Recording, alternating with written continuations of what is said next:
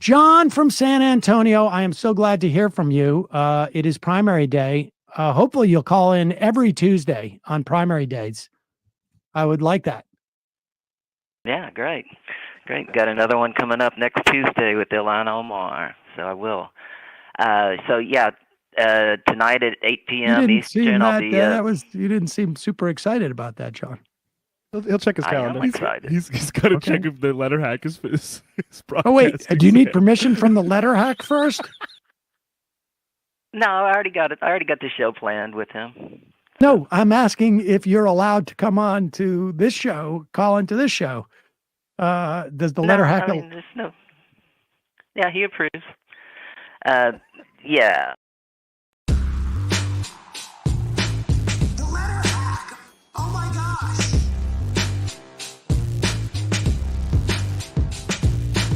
You don't miss, folks. You does not miss whatsoever.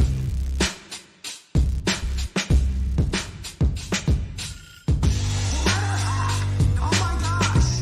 You don't miss, folks. You does not miss whatsoever.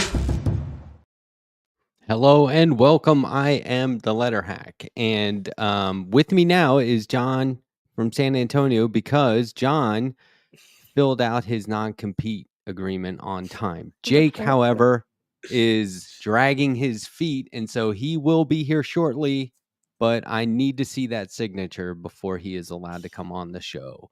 But I mean, you got 2/3, okay? So everyone chill. Tonight, we are hyper-focused on Missouri's first congressional district and Cori Bush's primary, where the polls have literally just closed.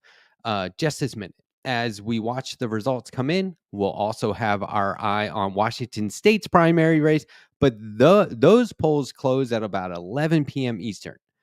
So we'll have our eye on it, but we might not be on air. I'm just saying. We'll see how it goes.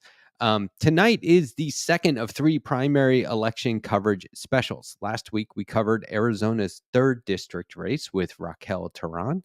And after tonight, we'll be back here for Ilan Omar's primary, which is on August 13th. That's 1 week from today. The plan is to have both Jake and John in attendance for that. But like I said, we got paperwork to do. John, how are you? I'm great. Great. Looking forward to a Cori Bush victory tonight. So hope that happens. How quickly do you think we'll see results? We're going to see results, I think, within 5 to 15 minutes. I mean, it's not going to be like Arizona. I think I was telling you off air that Arizona actually changed their law. The state legislature. They're Republicans, and they have a very slim majority, and they are under the influence of Trump, thinking that everything in elections are rigged or somehow not kosher, and so they changed the law, saying that they could not send any of the same day results to the tabulation centers until all of the votes are counted from the early vote totals and the mail order totals. And that's why there was such a delay. And, it's 42 votes. I mean, all the other races have been called. And so even if it wasn't, if everything was done properly, it still wouldn't have been called because 42 votes out of 43,000 or something. Wow. And so they still haven't called it officially. Right. Because it's, Ansari has a 42 vote lead, like I said, out of, 43,000, said it on the majority report. 43,800 and something. Wow. I'm gonna go through my numbers, but it's just wild that there aren't even any Republicans involved in this specific race, and the Republican process, or the Republican-led process, managed process, is what's holding things up. Yeah, what's really bad about this is that come in November, obviously Arizona's a swing state with 11 electoral votes, and that's going to delay everything. So, I mean, we already have it. It's already going to be, on. I mean, it only in winter do they go back to the mountain time zone, and so it's basically going to be on Pacific time, and so those results are not going to come in. I mean, and Right. I mean that's one thing about the Majority Report, live show in Brooklyn. Hope that happens. Sam says it is going to Same. happen, Yeah. and that we're not going to have. I mean, unless it's some kind of unforeseen blowout, we're not going to have results by. I mean, let's say I mean, I don't think they're going to let Sam stay any later than midnight at any particular place, and I mean, we're not going to have results probably from Arizona and I Nevada. I mean, I think this is good though in that case because they're not going to let me into that show anyway. I'm not going to get in the front door. So if it ends in some Oh bar my in the middle of the God. night, I could actually they can't ban me from a public venue. So that would be Yeah. different. So I don't think that's going to happen. I I think. don't know, man. I thought things were easing off until today, and then I was like, wow. Yeah, I should have went into this whole thing about, I've been calling into the show for 10 years now, and so, like, if you would have never messaged me and said, come on my show, I'd still be calling in. Yeah. And so You have I don't know. regrets? Is that what you're saying? No, no regrets at all. I mean, for coming on your show, no regrets. I mean, Good. yeah, I'm happy to do. I love this stuff. I mean, because I would be watching it, or not watching it, but following it anyway. I mean, and so now I can comment on it. And I mean, I used to watch it when it was on TYT, but now they've kind of gone right wing, I guess, or they're. Some people aren't right wing, but Jink is. So bizarre. I mean, on that note, I think that Cenk Uygur is constantly trying to be the guy who defines what it means to be progressive. And you can't do that. You can't keep shifting that around just based on any one person's point of view. That's not how it works. So that's just how I see it. I don't really know. I think it's for clicks. That's Yeah, no, I guess. yeah, I mean, he went into this whole popularism thing, which is like, I don't know, it just seems to go against the whole idea of being a progressive. I mean, being a progressive means that you believe in something, and you want to see those goals be attained.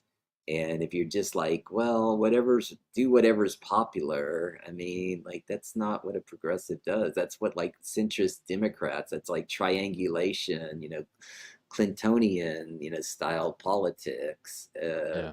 I mean, it does to some degree help you win sometimes, but I mean, if you're going to win and you're not going to do anything positive, I mean, it's kind of like, it's not totally what's the point, because if you're progressive and you don't win, then you have no power.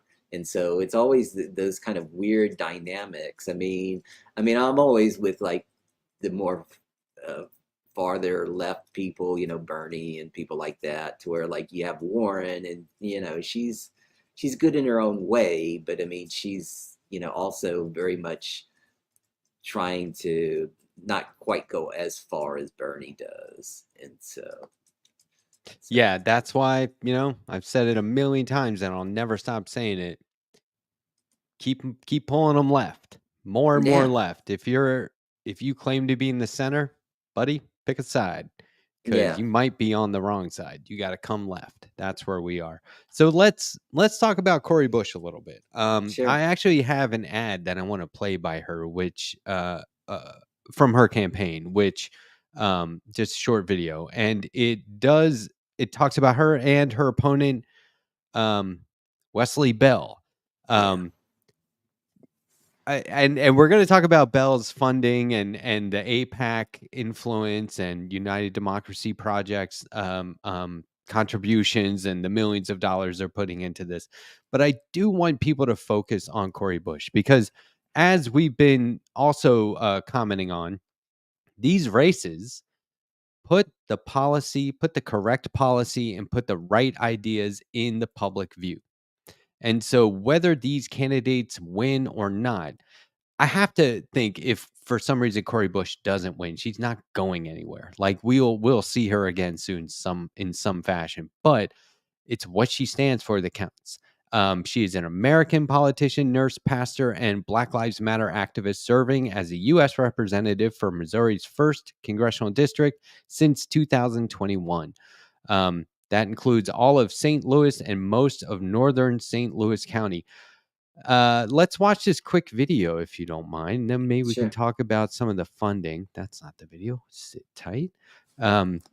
Because the funding is, I mean, that's a huge, huge story in its own. So we really do have to talk about it. But here, let's check this out. I'm Cori Bush, and I approve this message. At 17, I was assaulted and had an abortion. It was devastating. I was devastated again 30 years later when Republican extremists overturned Roe. I've turned my hurt into action, defending access to abortion care, organizing to expand the court, and working with President Biden to protect abortion rights. Wesley Bell worked to elect an anti-abortion Republican and is funded by anti-abortion Republicans. St. Louis is not for sale. St. Louis is not for sale. Turning your hurt into action. This is what I'm talking about. That's what a progressive would say. Anybody else would say, we have to reach across the aisle, or we have to make sure that we keep funding. And not those things. Well, sometimes those things literally, but you know what I mean, John, right? It's like progressives talk about things that are going to help everybody and that will improve lives. And they talk about it from their own personal perspective, not just, hey, I funded my campaign because I'm super rich already. Oh, and I have a bunch of money coming in from PACs that are sponsored by, APAC, essentially.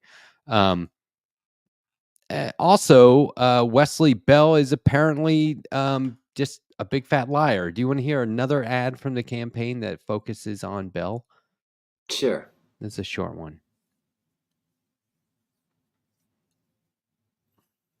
Hold on, I was literally going to put up our own window for a second. That would have been funny just to watch ourselves. Here we go. Wesley Bell promised change, but we've just seen scandals. Bell spent $130,000 in taxpayer money on fancy cars, bought iPads, TVs, $30,000 on travel and dining. Bell was sued for discriminating against women and older staffers. The St. Louis Post-Dispatch even reported Bell was accused of sleeping with a subordinate. Funded by Republicans, broken promises, sexual and financial misconduct. We just can't trust Wesley Bell, just as Democrats are responsible for the content of this ad. So just as Democrats have been, they're a pack too. They've been going strong for her and other members of the so-called squad. I think there's good and bad. I'm against money in politics. I would love it if everyone had exactly $1 to spend. Let's see who comes out on top then, right? Let's see how creative you get with how you campaign. But this whole celebrating people raising money really gets under my skin. It doesn't work for me. But I get you kind of have to play the game, right? So it's like on the one hand, it's hate the game, not the player. On the other hand, I wish we could change the rules. So Wesley Bell is getting money from the right-wing mega donor funded lobby group's super PAC used as here, I'll just show you. He put up what was it, $7 million, I believe, to here, hold on, just let me read it. Might as well just get it right. Here we go. AIPAC has spent $7 million to oust Rep. Cori Bush, including on ads distorting her face, elongating her jaw and forehead. The people of St. Louis deserve better than to see their first Black Congresswoman racistly distorted into a caricature, Bush said. So those are the kind of tactics that, like, okay, wow. you'll see on the mainstream media, oh, look at how much money they raised to combat Cory Bush's campaign. Okay, let's talk about what they're spending it on, though, because these attack ads are not genuine, to say the least. But what do you think? Because this is one of the most, this is the second highest. Is that right? Yeah, it's the second highest total amount of any House election in history, which is kind of, it's not kind of distorted because, I mean, obviously, as time goes on, people are going to spend more money.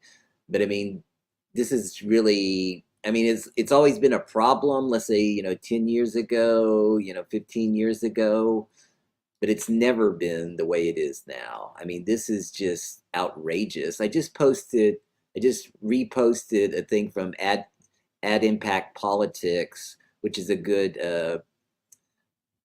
web site on Twitter, saying that today another member of the squad faces a primary challenge with a significant disadvantage in ad support. In the Missouri primary, saw 19.1 in total spending. United Democracy Project poured in 9.2 million, contributing to a 3.5 to 1 deficit, supporting incumbent Cory Bush.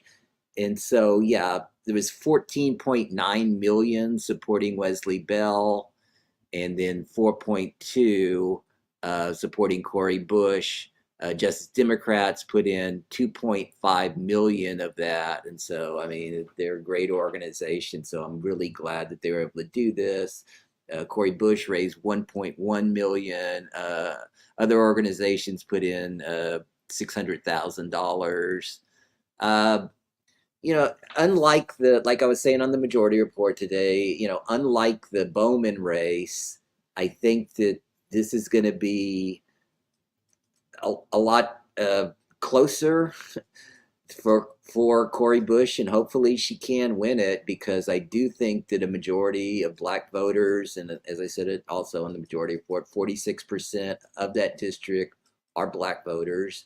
I think that they will support her, and so it's hard to say exactly, but I think it's a toss-up race. I mean, you can't really go by these polls that are conducted by these APAC splinter groups who are, very not objective at all. I mean, Melman polling is, very much a pro-Israel polling group, and so I just don't think that. I mean, we'll see what happens, and the numbers are devastating, and it is hard to recover from a 3-1 margin. But I think she has a lot of support, and I think she has a lot of energy, and so we'll just have to see. I mean, it's not like the Bowman race, to where Bowman was down, in the only objective poll 3 weeks before the race by 17 points. And that actually was the amount that he won by, 17 points. And so that's kind of unusual when you get a race that's, that far out, that's called absolutely correctly by any pollster. So How do you do it? Like, you look at these polls and who's saying what, right? But I feel like they're all over the place. Like, I am I wrong? I feel like they're all biased in some way. yeah, I think that's one thing that you really have to know about is who's actually conducting the polls. Like, today I was going to bring up some Senate races on the majority report, because, somebody on Twitter was saying, that the Montana Senate race with John Tester, which is the most important race, concerning Democrats actually holding on to the Senate if Harris could win. I mean, the best possible result I think that they can have is a 50-50 split. But if Harris wins, they'll control the Senate. And, if they can get the trifecta, House, Senate, and presidency, they'll be able to do positive things. Hopefully, if they can, get all the conservative members of their caucus to actually vote for decent legislation. And so that's what I'm hopeful for. But I think that everybody was talking about Walz, and I didn't want to really shift the narrative too much away from that, because I was going to bring up some points that, this is a close race. I think that it is a very much the race for the trifecta, all three, Senate, House, and presidency. It's the closest I've ever seen it in my lifetime. The only thing that's even close is the 2000 election, where Republicans had 227 seats going into that election and 54 Senate seats. And this year, Republicans have 221 House seats. And I mean, not exactly, because there's some seats where, like Sheila Jackson Lee died, and another Gallagher from Wisconsin lost his seat or decided to resign. But I mean, basically, those are safe seats for each party. And so it's going to be, it's at 221. And so, and this presidential race is very tight. So it is the closest race for the trifecta. Trifecta could go either way, towards Democrats, towards Republicans, or you could get a split. And so I think that that's really relevant, and I'll probably be bringing that point up more often, as we get closer into the race on the majority report. So. What happens if we lose another member of the squad tonight? Oh, I think it'll be pretty devastating, really. Yeah, I mean, especially Cori Bush is. I mean, she is very much, her and Rashida, you can make a point that they are the most committed, to the left ideas. I mean, AOC is also very good.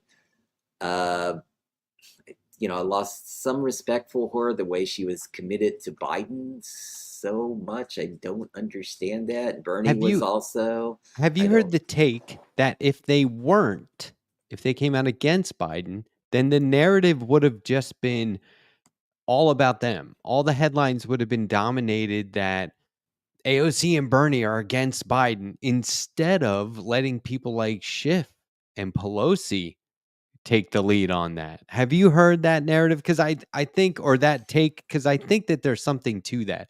Because people love to just say, oh, AOC and Bernie, they're going against Biden again. Socialist bad. You know what I mean? Like, it just gets all distorted. Yeah, I think that they felt that Biden, to some degree, was an ally, because of his domestic policy. I think his economic values, and that definitely is his strength. As far as like unions, the way he's backed unions, Lena Khan, and the antitrust. I mean, those are his real strong points. He's done some good things as far as cutting down student loan debt. Of course, the courts have gone against that. I'm not a huge Biden fan. I'm not gonna lie about it. I think he's done some good things. I think his foreign policy is horrible. His take on Gaza, the genocide, is terrible.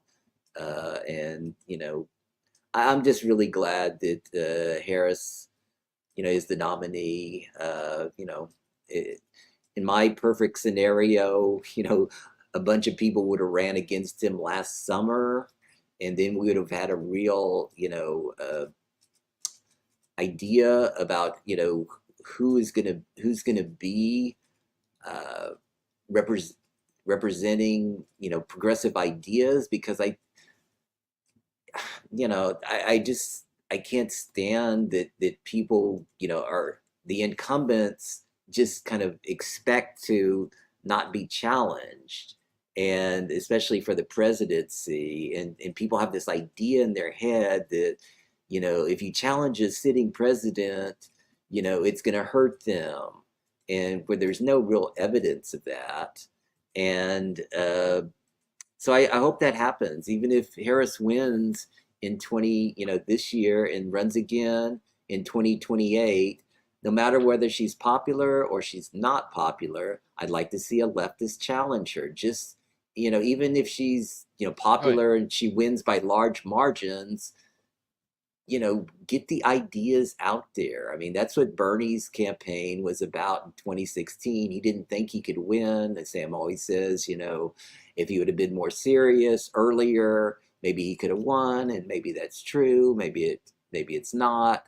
I mean, he was in great position before Super Tuesday.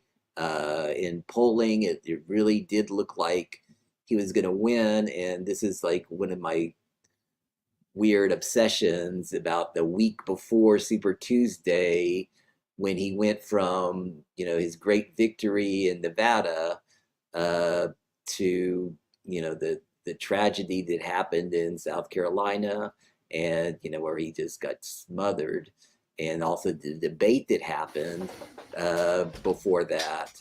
And so where everybody was attacking him, and then the press just completely attacked him, and were frightened, and Obama went against him. I mean, and supported Biden, and eventually, Buttigieg dropped out, and Klobuchar dropped out, and that also made Biden a more gave him more of the centrist vote that would have been taken away from him.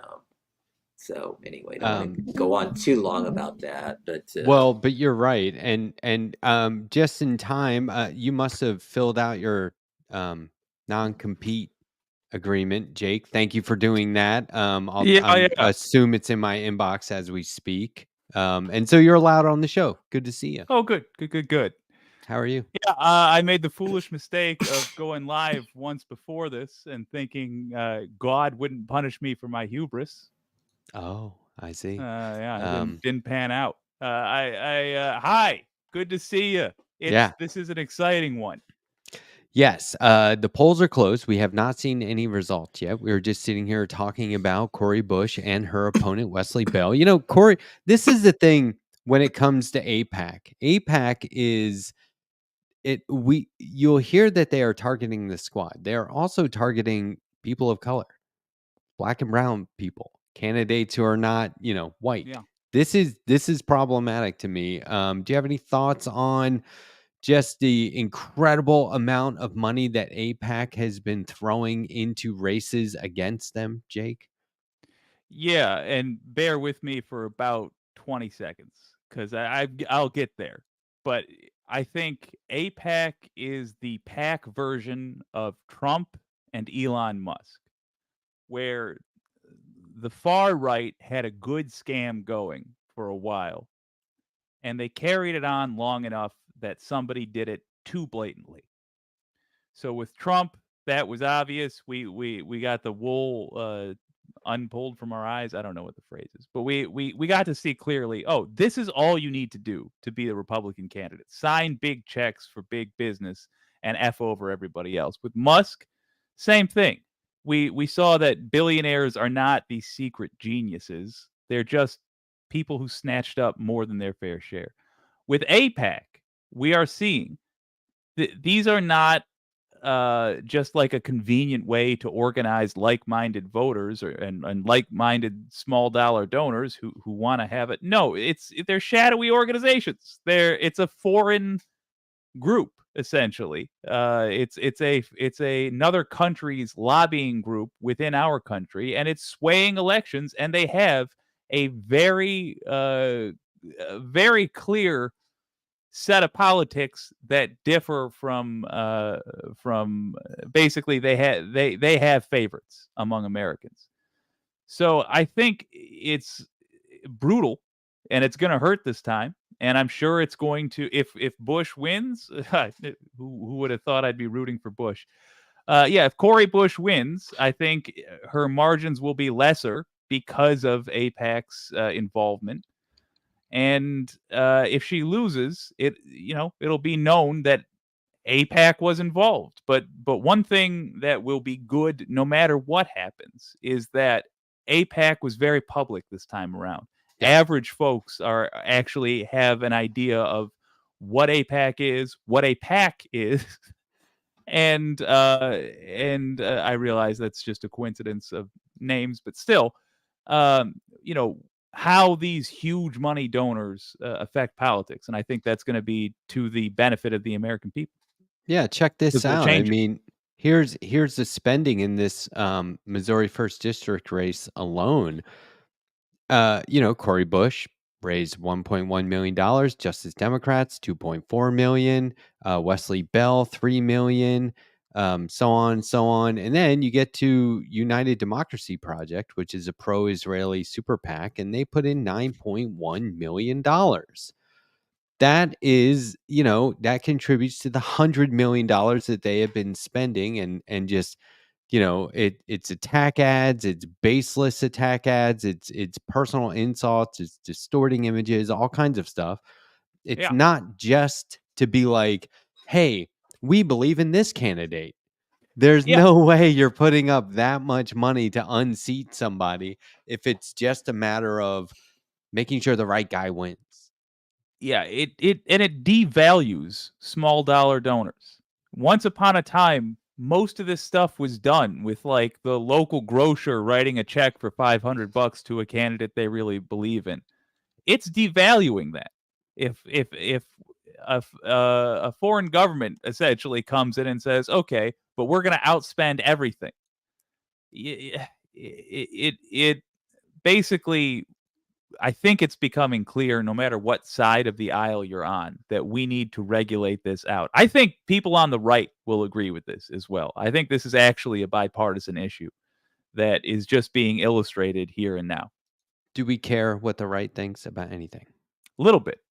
Yeah, we care what their voters think because we want them to pressure their leaders. We want them over here on the left. Yeah, and when Trump is finally defeated, which I think is coming, and I hope John agrees with it because I trust his opinion over mine. When Trump is finally defeated, they're going to lose their guiding star, but they're still going to be left on the Republicans I'm talking about. This dying party is still going to be left with voters who got used to demanding things go one way or the other. So it's at that moment that I think we strike with the sinister power of friendship and say, all right, look, here's what you can ask your folks to do. I'll go ask my folks and we'll get it done. What do you think, John? Yeah, I mean, Trump I agree done with, for?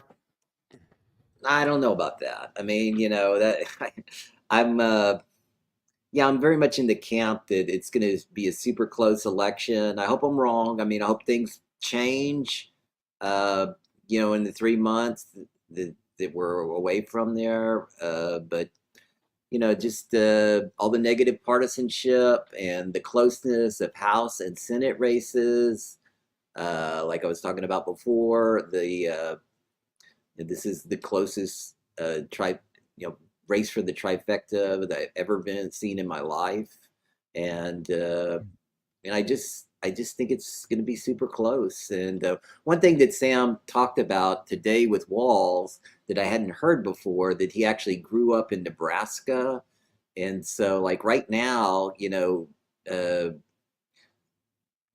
Harris is going to have to win Nebraska's 2nd district if she wins Pennsylvania, Michigan, and Wisconsin to be at 270, and so that race is super important. If she can't win, let's say Nevada, Arizona, and Georgia, and because she needs that to get to 270, and 269, 269. I talked about that last week on the Majority Report. That's not that Republicans are going to win. Bit. Yeah, Republicans are going to win if it's 269, 269.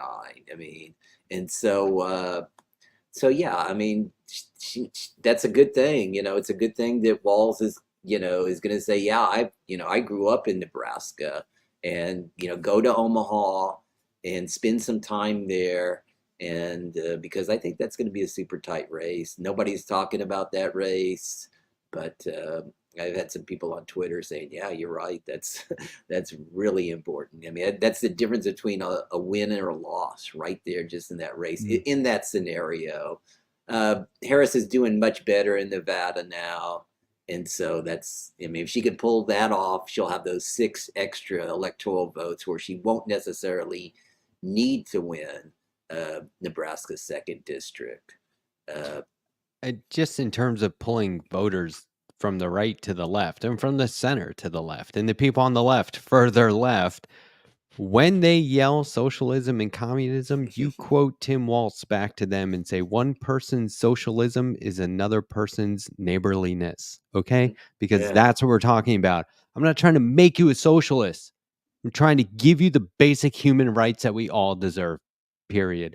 You should not be struggling. You should not be working full time plus another job and still not making ends meet. It's bullshit. This country has millions and millions and billions of dollars that they throw into these campaigns so these candidates can get elected, so nothing changes in a substantial way that we all go, holy shit, that's different. That's not happening. And so you tell them that one person's socialism is another person's neighborliness. And that's what we're talking about. It's about community. It's about helping each other. It's not about making you do what I want. Okay? Yeah.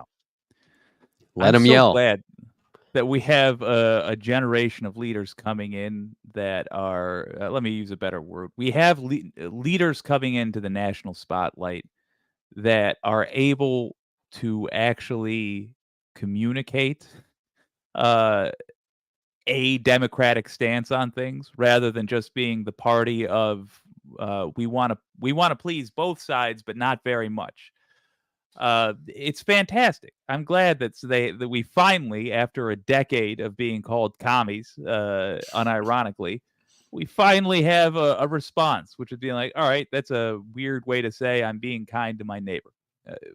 Fantastic. Yeah. Hey, I just want to say Oh, sure. real quick, just real quick. New social economic bill of rights. That's what Harvey K is trying to promote. On that note, tomorrow at commondreams.org, 8:30 a.m. around there's an 11-part comic about a new economic bill of rights for the 21st century, which is created by Professor Harvey K and the Letterhack. You'll be able to check that out starting tomorrow. We are going to be promoting that very heavily. Thought I would mention it now. That's tomorrow, commondreams.org, 8 a.m. If you follow this guy, I'll be posting the links everywhere all the time. It's going to get annoying. So hang tight because you're right, Donald James X. Harvey K is pushing that. So am I. So should we all. Jake, Heck you were yes. saying? Well, there's actually another election of some interest, which is like right next door to me, and that's Michigan's 13th district.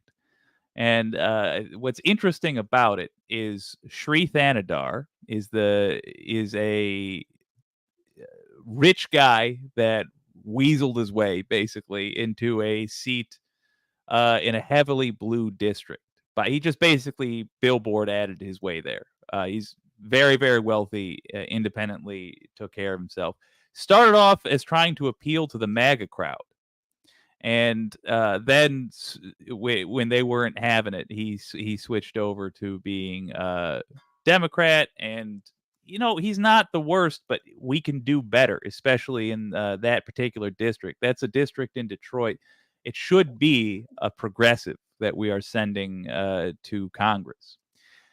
We have 2 people running against him. One of them I don't care for, and that is Mary Waters. She had thank you, Kat. Yes, go Michigan indeed. She had a scandal where she basically pled guilty to corruption charges, standard Democrat stuff. But then we have one who is a long shot who I'm really hoping for. I'm looking at an article by my former coworker and present, we don't drink beer together, but present guy I'm still fond of, Ken Haddad.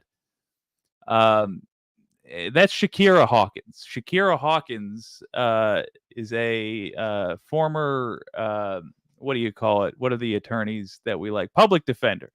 And she believes in basically all, go down the progressive checklist. She wants a Green New Deal.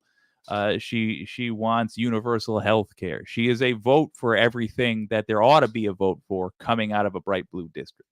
So I'm watching that. I'm hoping we see a miracle, and I'm predicting that we will get no change and we'll get another Sri Thanadar candidacy. Okay, but they are putting these policies and these things in the public view, right? Yes. Yes. Which is good. And the better she does, I do want to stress this. If she does better than, this is perhaps the more important thing. If she does better than Mary Waters, who is exactly, you see, even in the headline, it's Thanadar versus Waters, even though there's three people running. If she does better than Mary Waters, almost more importantly, that's going to affect how everybody in the area views these issues. Because, I mean, Hawkins was right out there with what she believes in. She was very frank about it. She was not embarrassed to say, I believe in universal health care, and here's the pitch. So if she does better than Waters, who is seen as the main contender because she's held political office in the area, that's going to tell people, if you want to be competitive, this is the stuff you talk about. Add on to that the recent pick of Walz as VP. It's just the tone is changing. What's seen as steady, normal, reliable politics is changing. In my lifetime, I would say that this is truly impactful to me, mainly because we have the unique perspective of three choices this time around. For me personally, okay, so we had Trump, Biden, Harris. And so I think that really in comparison to where we were headed a few weeks ago, this is like more massive than if it had just been Harris Trump. We'd be like, okay, we're voting Harris. But putting Biden out there for just even a little bit longer after the debate really made it like, no, this is getting worse and worse. And so any positive change would just be like, okay, this is huge. Then you add Walz instead of the other picks that she had to choose from. And it was like, okay, it's a lot of work that we put in. You feel like we're just barely gaining any ground. And then something like this happens and you're like, it's worth it. Right? Is that how you guys feel at the moment? After you, John, because I have questions I want to pitch your way, but I don't want to distract you before I get an answer to this. All right. Can you repeat the question? I'm sorry. So what I think that this is a historic moment, right, for progressives as far as gaining ground. And it's all the work that we put in to say, well, after they're elected, maybe we can get this candidate, this Democrat, to do some progressive stuff. Having the comparison or the contrast of Biden, Trump, and how like disastrous that felt like all the way around, to now having Harris, Trump is more impactful than if it had just been Harris Trump without the Biden debacle happening, right? I think seeing Biden at his lowest and freaking us all out for the little time he held on to the candidacy after that terrible debate really did make Harris seem that much better than if it had just been Harris Trump. So then she picks Walz instead of like Shapiro or Kelly or whatever.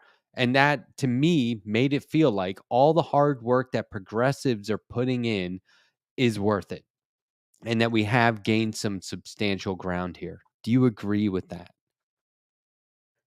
I'm not sure if I would take it that far. I would say that, this has still been a really hard year for progressives. I mean, if Tehran wins, she'll be the first progressive to actually, non-incumbent progressive to actually win a seat, to where, you look at 18, 20, and 22, and every year you had, I would say, at least 5 either squad members or squad adjacent members in all of those years. And so this year, you don't have any. And so this is a long time problem. I mean, I was talking about this on the Majority Report in 2019, articles were being written. Talked about it just recently on the Majority Report. So this is the tough year, and all the AIPAC money has not helped at all.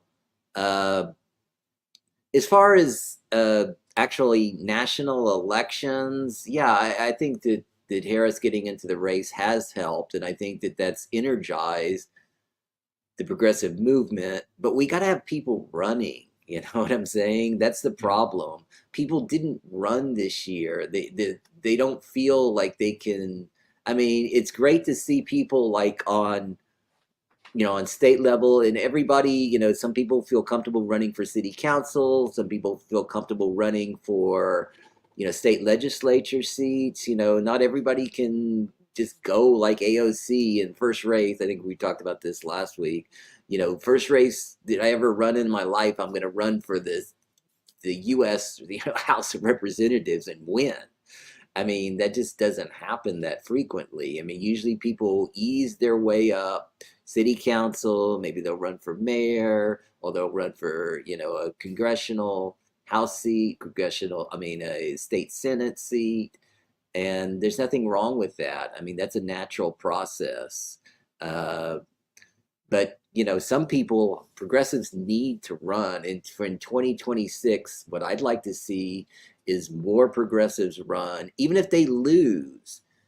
Get your issue sets out there. And I agree completely with that. And also, I mean, I'm trying to remember if I actually said this on the air or if we were talking about this earlier, Matt, is that, I'd like to see, I mean, even if Harris is popular, I'd like to see a leftist primary her, because there's a lot of things. I mean, I think everybody's enjoying the energy, but, like Adam Johnson was saying, she kind of is a blank slate. I mean, I think that most of the positive energy is coming from in opposition to Trump. Nobody wants to see Trump win. And so it's like, everybody puts all their eggs in one basket, and we want Harris to win. And that's understandable completely. But, I'd like to see her go back to those things that she supported before, Medicare for all, cut out fracking. I'd like to see her more committed to Green New Deal issues. I know there's that's my point. I totally agree with you, but it's not just. Yeah, I mean, we need a lot. I'll support any progressive. We need progressives running in every race at every level of government. Let's go, right? I'm there. But those of us not running while we're supporting those candidates, our endless struggle now, our forever fight is pulling everyone left, pulling the Democrats left, getting the Democrats to invest in progressive policy, right? Because it's like, I want to convert progressives as much, or convert people to progressivism as much as I want to promote progressives.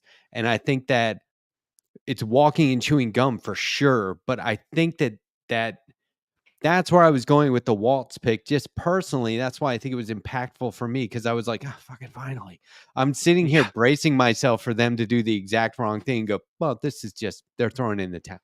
So like forever now, it's like the Democrats and the left need to continue moving away from centrist politics. And I'm talking about, we need to be looking out over 8 to 12 years, right? And that means we need more progressives involved as candidates in achieving office, because they need those people like in their face, in the same room as them, that we're not in the same room.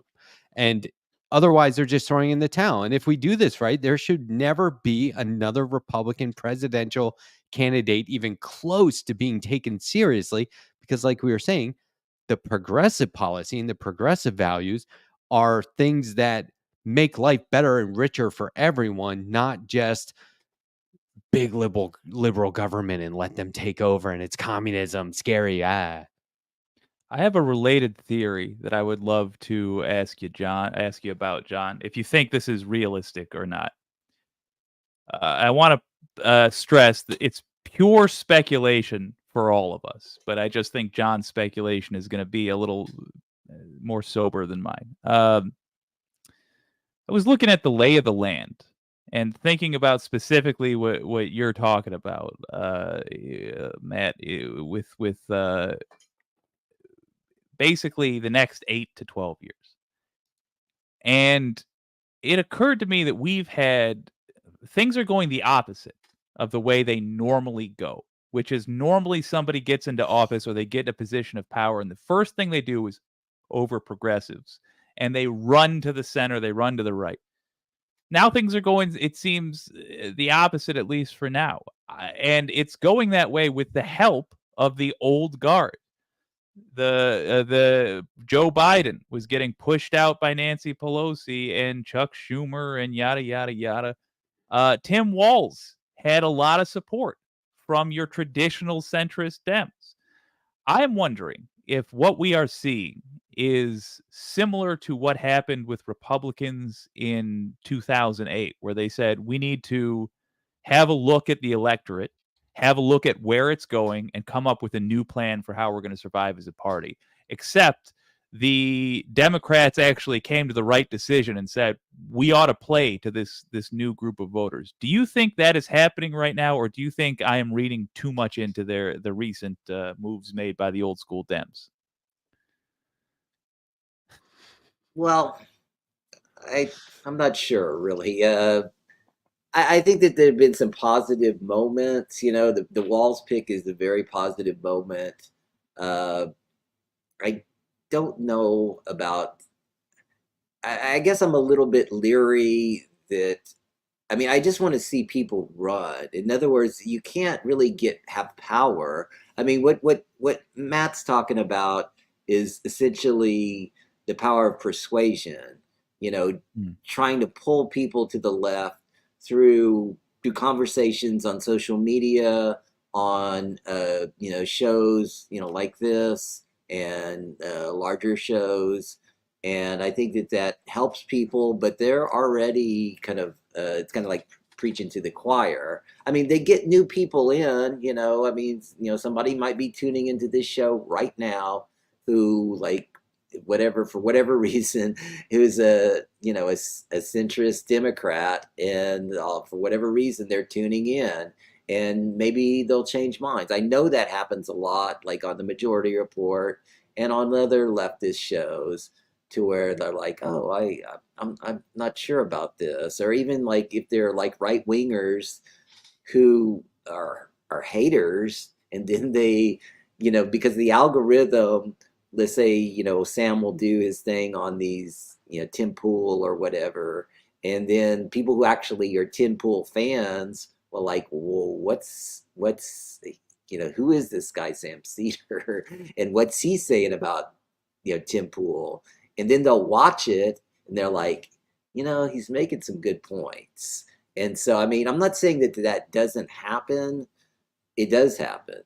But, you have to kind of win elections, and people have to run to get power. And that just didn't happen this cycle.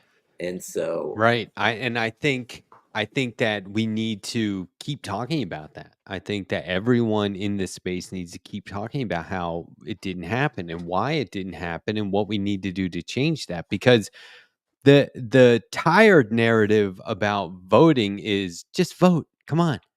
Give us money and we'll win because we have the money, and then you voted, and okay, see you next time around.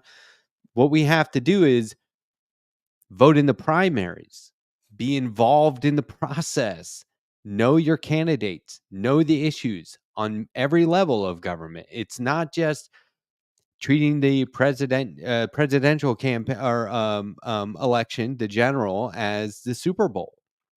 Right? Yeah. It's like you got to watch every single game. You got to know the stats. You have to be involved. I'm sick and tired of people saying like, oh, I don't talk politics. Politics talks you. I don't do politics. Good point. Politics does you. It's doing us all. And if people are saying that they don't do politics, and I'm like, what do you have against me? And I would love to see the look on their face if I actually got the opportunity to say that. I probably wouldn't, but they'd be like, "What do you mean?" I'd say, "Well, because you're screwing everyone here. Okay, we all need to be involved in this." And so, just vote isn't enough. It's get involved, be a voter. Don't just cast a ballot, right? I mean, at the end of the day, do whatever you're going to do. But like right now, the Republicans got nothing on these two candidates. This ticket Oh yeah. feels bulletproof to me, as bulletproof as a ticket can be. Great. Good caveat. Okay. I'm looking beyond that now. Like, that's fantastic. I hope they do win. Also, I'll be that there. concerns me.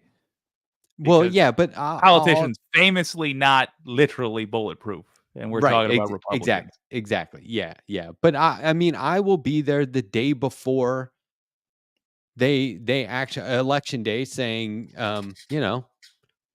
we have to hold them account. We have to hold them to account. We have to make sure that they are doing the right thing by everyone in the country, and that means upholding progressive values.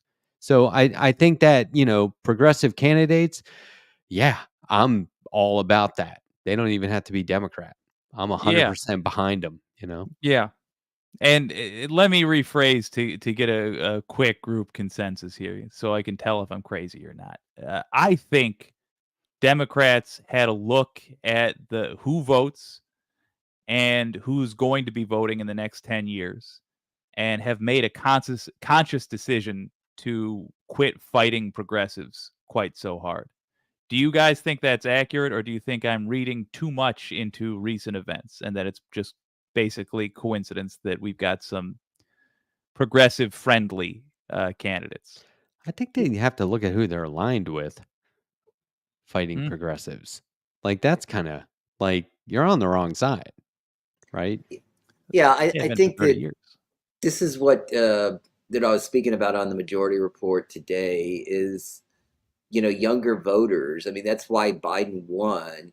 If you look at exit polls, they were more or less even, slightly towards Trump, among older voters. And Biden won, younger voters. I'm talking 45 and under by huge margins, and that's what made him win. And if you look at polling, current polling, this just like I was talking about the YouGov poll that came out on Sunday, it has the exact same thing, except that Trump is actually getting more support, like among voters 65 and up. And so, what the younger voters want are progressive candidates. And so, this is a conscious effort to play to those voters. I mean, it's really something that, a smart campaign manager is going to tell the candidates, and the candidates themselves should know that already. They should be aware of these demographic situations, and most of them are. I don't think Biden was, because he just was not. He just didn't believe in that, because I don't know if you remember about 2020, he was kind of like, poo-pooing all the whole like, younger voters, and he just did not seem like he respected them. But he wouldn't have won if he wouldn't have had those huge margins among younger voters. And this is what Harris needs to do. She needs to drive younger voters out, and at the same number or similar numbers, because who knows what the turnout numbers are going to be compared to 2020. That was a record as a percentage since the 1900 election, before women could vote. And I don't, even with all the enthusiasm around Harris, I don't know if we're going to get the same kind of turnout as we had.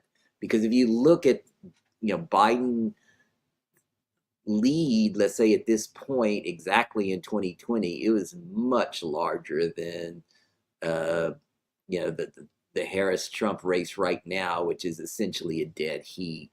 Biden was really large. But I mean, on election night, Trump really made up those margins to where it was close, to where, it's just over 43,000 votes that, if they would have flipped in Arizona, Georgia, and Wisconsin, Trump would have won that election. That's the strangeness of the Electoral College. You can win by over 7 million votes nationwide, or Hillary Clinton won by 3 million votes nationwide and still losing elections. That's why I don't pay any attention at all to national polls. I got into a Twitter conversation with a pollster from a very well-respected pollster in Louisiana, and he was saying, well, the only reason I'm mentioning this is because, there's so few state polls, like there's only been 3 state polls in Nevada since Harris got into the race, just a few in North Carolina. And so I guess my retort to that would be, in Senate races in midterm years, there's just like 1 or 2 polls, total right before the election. And so I think, I wonder if the enthusiasm for Biden at this time, this same period back then, was like Trump was in office. yeah. And we were all like, this has gone on too long. This has been a Yeah. long, 4 years. Oh my God, get me out of here. And I wonder if people were just like, we're going to send a message, right? And we're Yeah. very vocal. She picked Walz today. She took Harris has been the candidate for what, 2 weeks? How long? It's doesn't feel like Yeah, that long, right? 15 days. Yeah, okay. No, Wow. 16 days. 16 days. Feels Up like to an so eternity, long, basically.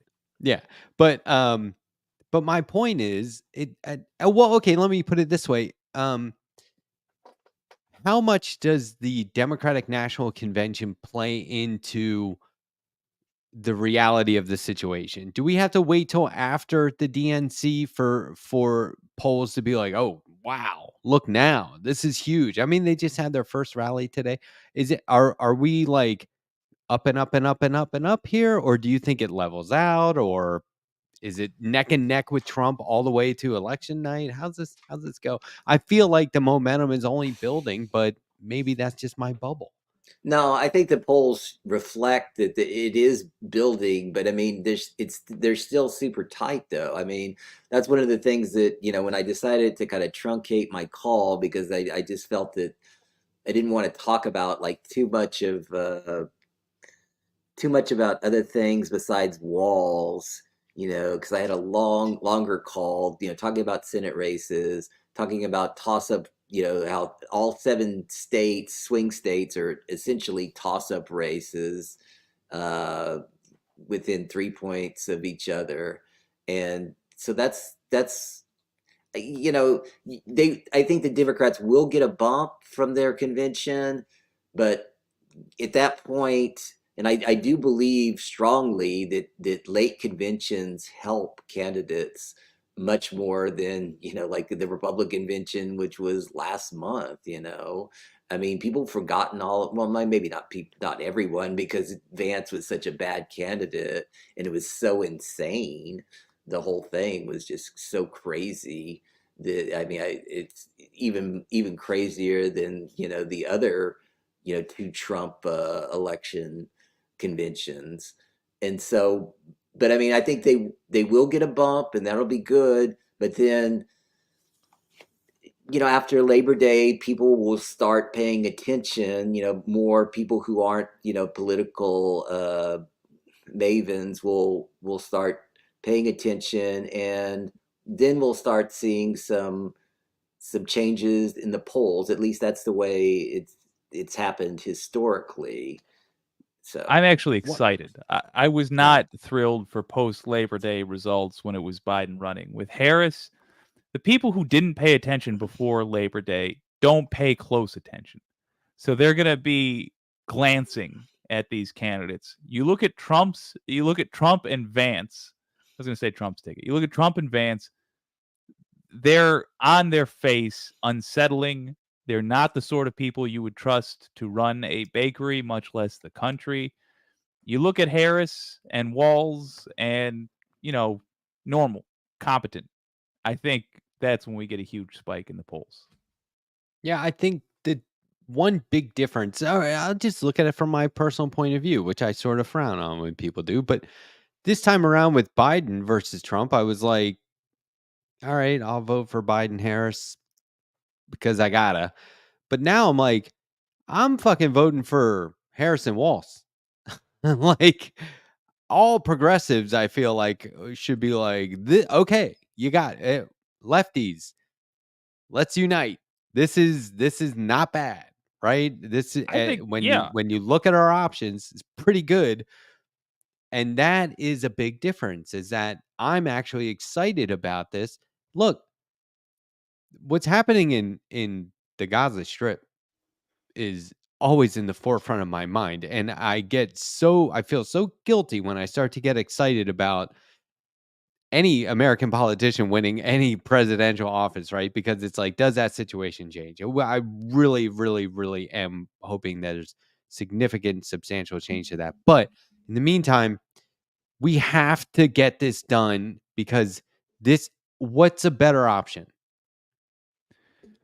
Yeah, there could For be no progressives. change. There could be absolutely no change in Gaza, and I would still say go out and vote for Harris because if you ever want the ability to affect any policy ever again, in my opinion, you can't let Trump get into office.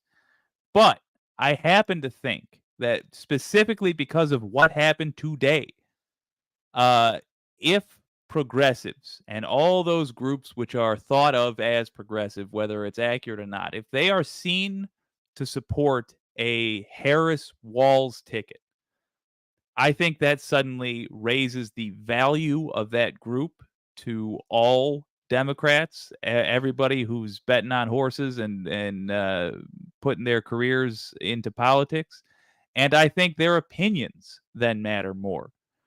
So if this is seen as a progressive victory, even though Harris is whatever she is, Walz is in reality whatever he is, he's viewed as progressive. They are both viewed as being more progressive, at least, than Biden. So if they get a sweeping victory, and they've done nothing, by the way, to really and truly offend people who want peace in Gaza.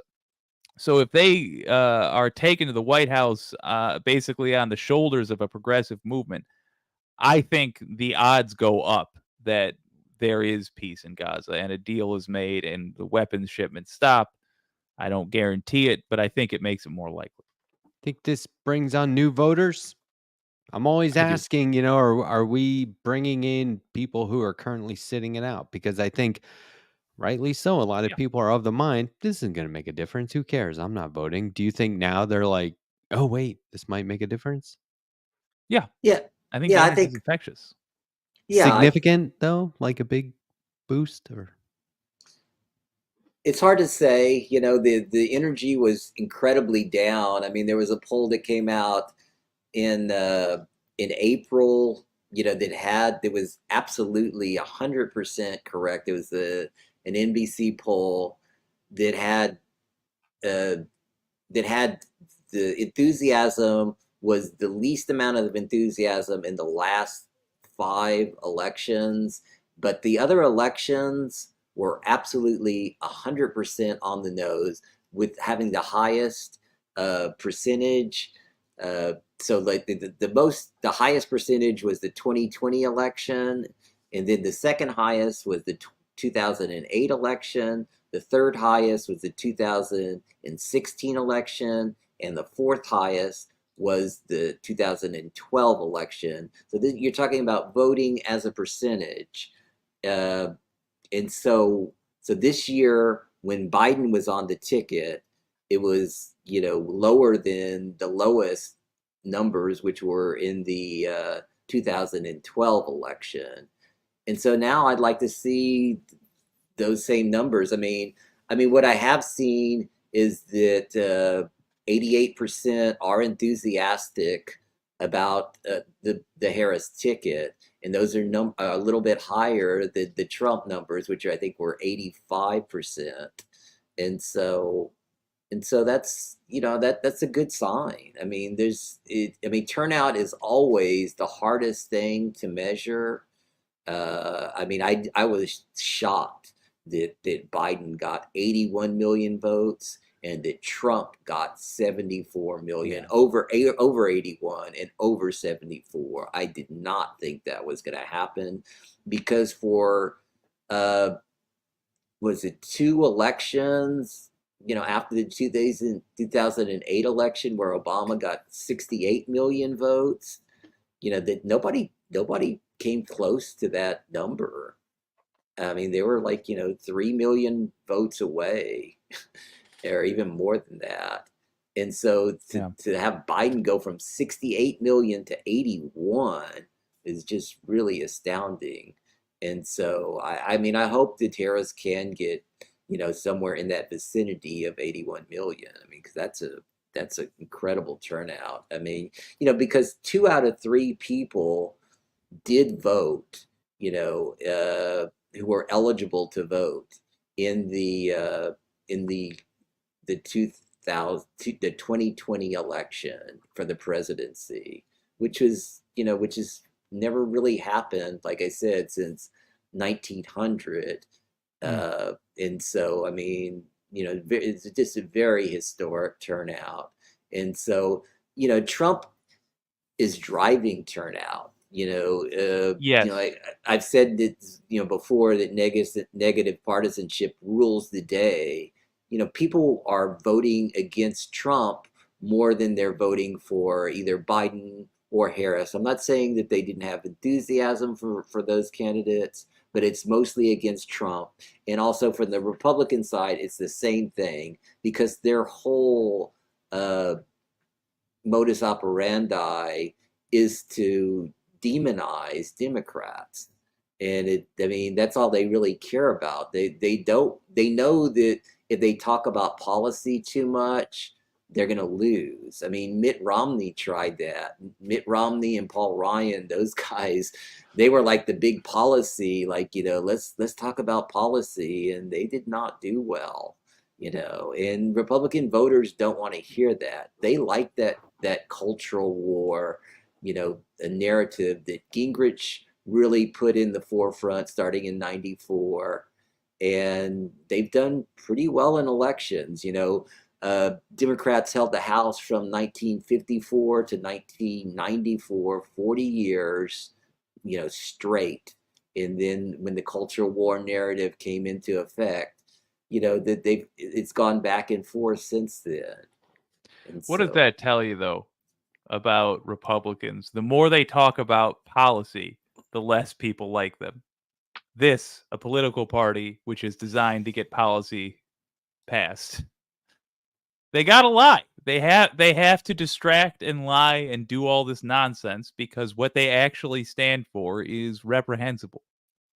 Yeah, I agree with you completely. I mean, but I mean, people relate to, I mean, it's sad to say, but they kind of relate to the hatred of Democrats, and it's appealing to somebody's, the worst characteristics of their nature. And I think that that's why everybody's so repulsed by Trump, is that, like, how could he be that ugly, as a spirit, I mean, not physically, but I mean, he's just, it still is astounding to me. Every time I hear him speak, every time I see him, like a tweet or something by him, or not, he does not on Twitter, but I mean, he'll make comments and they're like, put on Twitter. And it's just like, just the whole cult nature of Trump worship is just so astounding. Who would have thought the most ridiculous, obvious scam would be this competitive? That's just what I can't wrap my head around. It drives me insane, which is why I think it's realistic that I remain hopeful that my hope is contagious, and that people will say, well, shit, if the progressives are hopeful about these, Harris Walz. Maybe we all should be. Why? Because they're usually at odds. We usually hear these people aren't on the same page, and right now, you can maybe calling it united is a step too far, but we're on the same page at least, and I think that momentum grows, and I think with that, our chances increase. But look, I love this conversation. I'm not trying to sideline it, but we do have results. John, do you want to talk about our results in Missouri's 1st congressional district? Oh, okay. Oh my gosh, oh my God. Yeah, it's That's not, 18% reporting in. yeah, that's not good. Okay, so 18% of the vote in. Bell's got a What huge precinct lead. is that, though? Okay, so it's got he's up by 17 in St. Louis City, the city of St. Louis, which is 50% of their vote in. He's up by 37 in St. Louis County, and that's 19% of their vote in. Awful. And yeah, it's not good at all. So yeah, I mean, hopefully, these are probably bail-in ballots in early vote totals. Generally, those are the ones that come in first. I mean, I guess I'm trying to think of some positives here. If you think about the Tehran race, Tehran picked up a lot of votes in the same day vote totals, and so I mean, she was never down by 30 though. After with one, a little under 1/5 of the vote in. Yeah. And so yeah, that's really bad. yeah, so that's really tough to see. But I mean, we'll just keep watching it. I wish it was different. I really do. Here's Michigan. Oh yes, Shakira Hawkins. Look, it's we kind of knew that. Now I will say this: most of this is just early voting being counted. So it doesn't even we say kind what of knew percentage is in. Yeah, we kind of knew that Sri Thanadar was going to win because he was already in the office. But this is big. Hawkins, I can't stress enough. I care about this stuff, and this is happening next door to me, and I specifically care about local politics, and I didn't even know she was running until like a week ago. She was a very late entrant to the race with like no money whatsoever, and she's up by a couple of percentage points. That is going to be influential. And I mean, look, I'm filled with hopium. I'm saying things like the campaigns put the policies out there, but Cori Bush already did that. Her campaign already did that. Well, what did we see with Bowman? I mean, they're up against infinite spending. This is going to stir up a hornet's nest. It's all going to hurt us very badly. I don't want to the squad is precious and we're losing members. We cannot form Captain Planet anymore. It's a problem. But the problem is at least obvious. And where the problem is coming from is obvious. And one thing Americans are good at doing is uniting against an enemy. And when you see that AIPAC is just picking politicians that they don't like and getting rid of them, that's going to be a story which is going to be valuable to tell. I hope so, because otherwise, here we are celebrating. Look at how much money Kamala Harris raised and everyone's like, fuck yeah, look at all that money. Yes. Well, then the average voter goes around thinking, this is my fear, that they go around thinking whoever has the most money wins. That's who I vote for. And they see these ads or not even ads, it's news. It's a news segment where they go, so-and-so has the most money. So-and-so, not so much. And then that in that person's mind, they go, more money, winner. Because why else are we clapping for the people that I think should win here? And then I don't really know what these candidates are about here, but this one has more money. Vote for them. That's what freaks me out. Yeah, that's my point exactly. Yeah, which is that this has actually been happening for every election. But it's getting until worse. now, it's getting worse. And until now, it wasn't so obvious. And that's why it's the Trump effect, the Musk effect. It's one group amongst this group of villains taking it too far, doing it too blatantly, too obviously. Hey, they could have taken this money that they were donating, put it into a bunch of different PACs, and basically made this a non-story, and it would have just seemed like all these candidates had outraised. And if you think that's illegal, I don't think they care.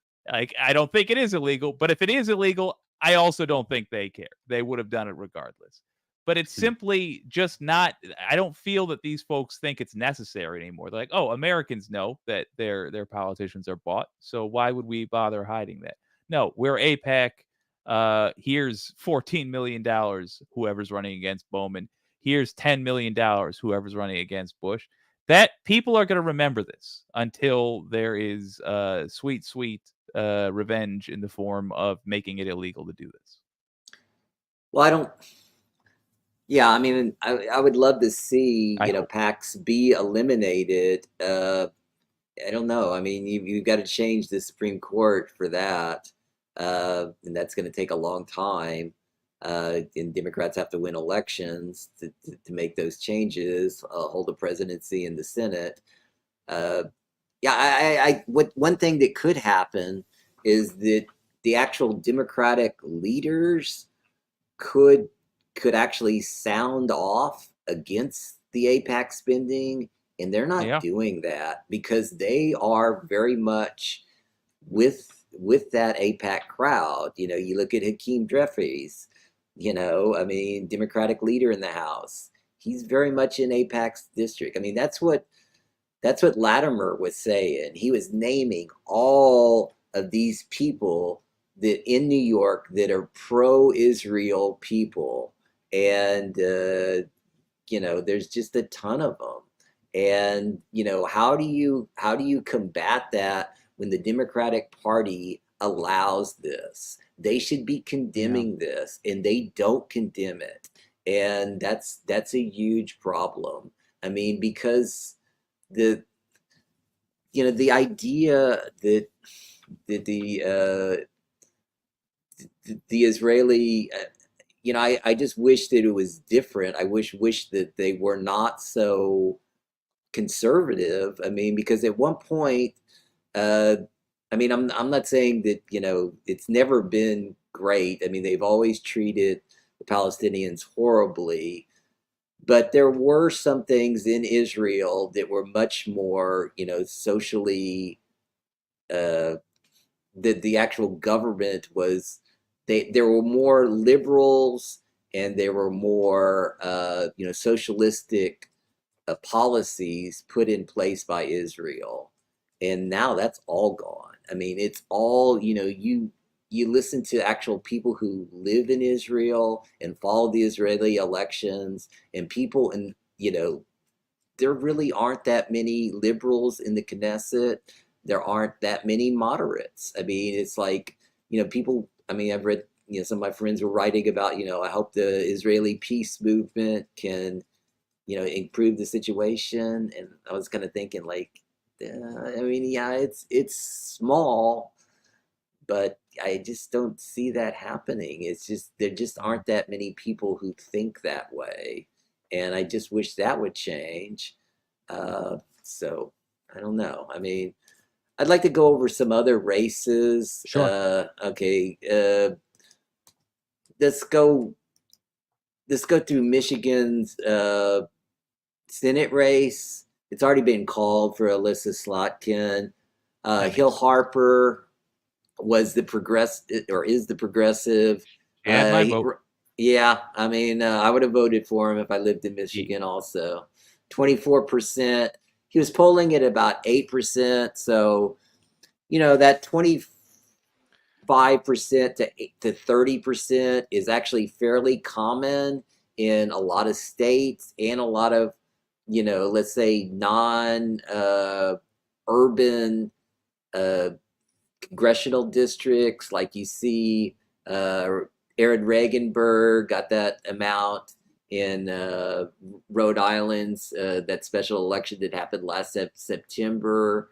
you see it in a lot of progressive, in a lot of races, where progressives do challenge, the they just need to kind of get those numbers up from 25 to 30 and try to slowly push it up to 35 to 40, and then as time moves on, there will be more competitive and more seats. But I'm glad he ran. I'm glad he challenged Slotkin, and I mean it's a positive thing. I'm glad he punched above his weight class. As you say, polling 8%, walks away with 24%. I would have loved it if he had another 10, as you say, another 10, another 20% on there. But man, pretty darn good, especially considering Slotkin is former CIA, been in the position for a couple of terms now. Incumbent upon incumbent, he did well. I don't Yeah. know if it's going to change minds. I hope it will. Yeah, I agree. I mean, he gave it a shot, and people who follow politics, gave him a, 1 out of 4 voters voted for him. I mean, I wish it was, like I said, closer to. I wish it was a competitive race, but I mean, I think that's as time goes on, we're going to see that happen more frequently. Just trying to find some other races where anything is actually competitive. I don't see too many. Missouri is, so many of those House races are just dominated by Republicans. They're going to. I'm just curious. Have either of you heard about? I mean, it's probably too early, but in terms of the Supreme Court, as you were saying earlier, any word on where or insights on where Harrison Walz would stand on or a Harris administration? Any insight at all as to where she stands on expanding the Supreme Court or, abolishing the Supreme Court? Yeah, I haven't seen anything. I did like Ari Berman's article and some of the things that Biden was proposing. The thing about expansion, I think he made a good point, is, you can expand it. Let's say you could put 3 new justices on, but then when the Republicans come into power, who's to say that we're going to put 50 justices on, and then it'll yeah, I know, but I mean, And then we do the same and the same, and Yeah. eventually we're all members of the Supreme Court. Whatever. Yeah, I think pretending like we're playing by the old rules is not an option, because the last 2 picks have been fudged by Republicans, and I think, all right, well, we're not playing the game we used to be playing. Right, but what Biden is proposing is actually to have 18-year terms. And so a lot of you'll see Clarence Thomas gone.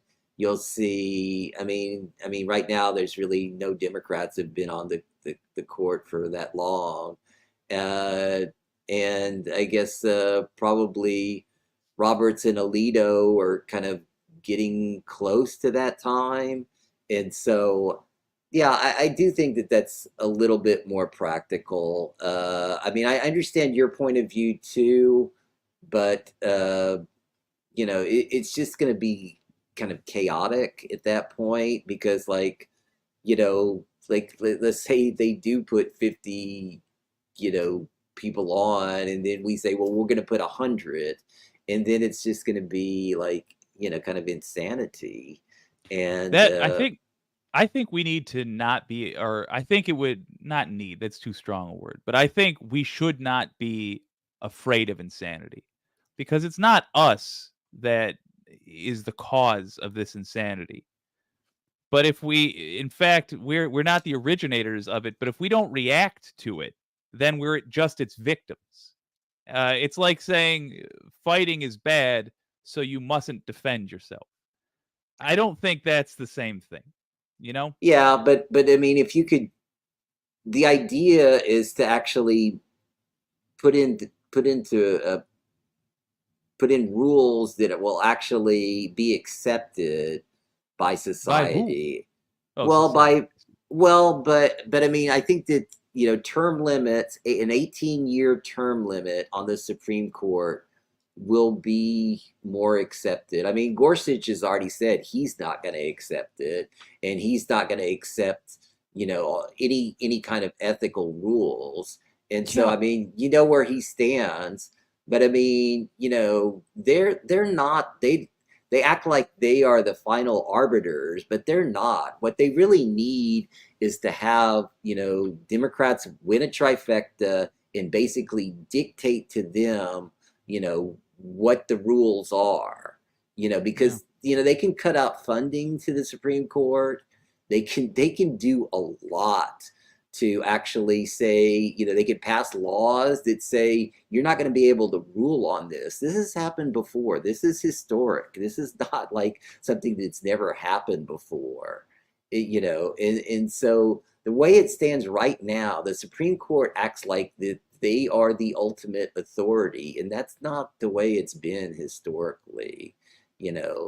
Like the major questions doctrine. I mean, it's a complete joke what they're talking about. Did Bush run on expanding the Supreme Court? I think she did. Cori Bush? Yeah. I'm not sure if she did or not, but would that have any? I mean, is this a sign that people were? I think it all comes down to the AIPAC spending in this case, but yeah. I mean, I don't know. I mean, just another reason why they'd be coming after her, I guess. Yeah, I just wish again that more people in the Democratic Party would be, would show more concern and would just not show blind allegiance to Israel, because that's what it is right now. It's complete blind allegiance. I think this AIPAC spending is also, in terms of revealing things about us and it being important to take this very public wound, I think it is so effective in part because of what you just said.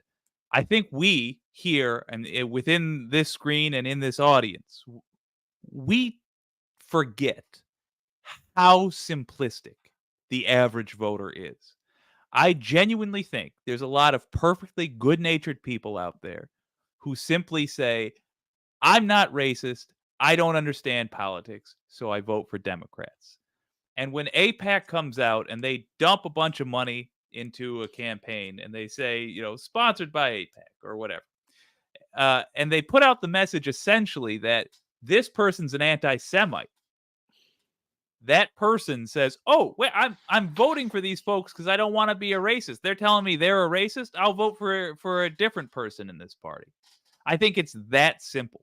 And I think at the end of this, I'm not trying to beat on the same point. It's just what fascinates me right now. I think at the end of this, we're going to turn around and see a bunch of people did everything AIPAC said, and we lost a lot of diversity.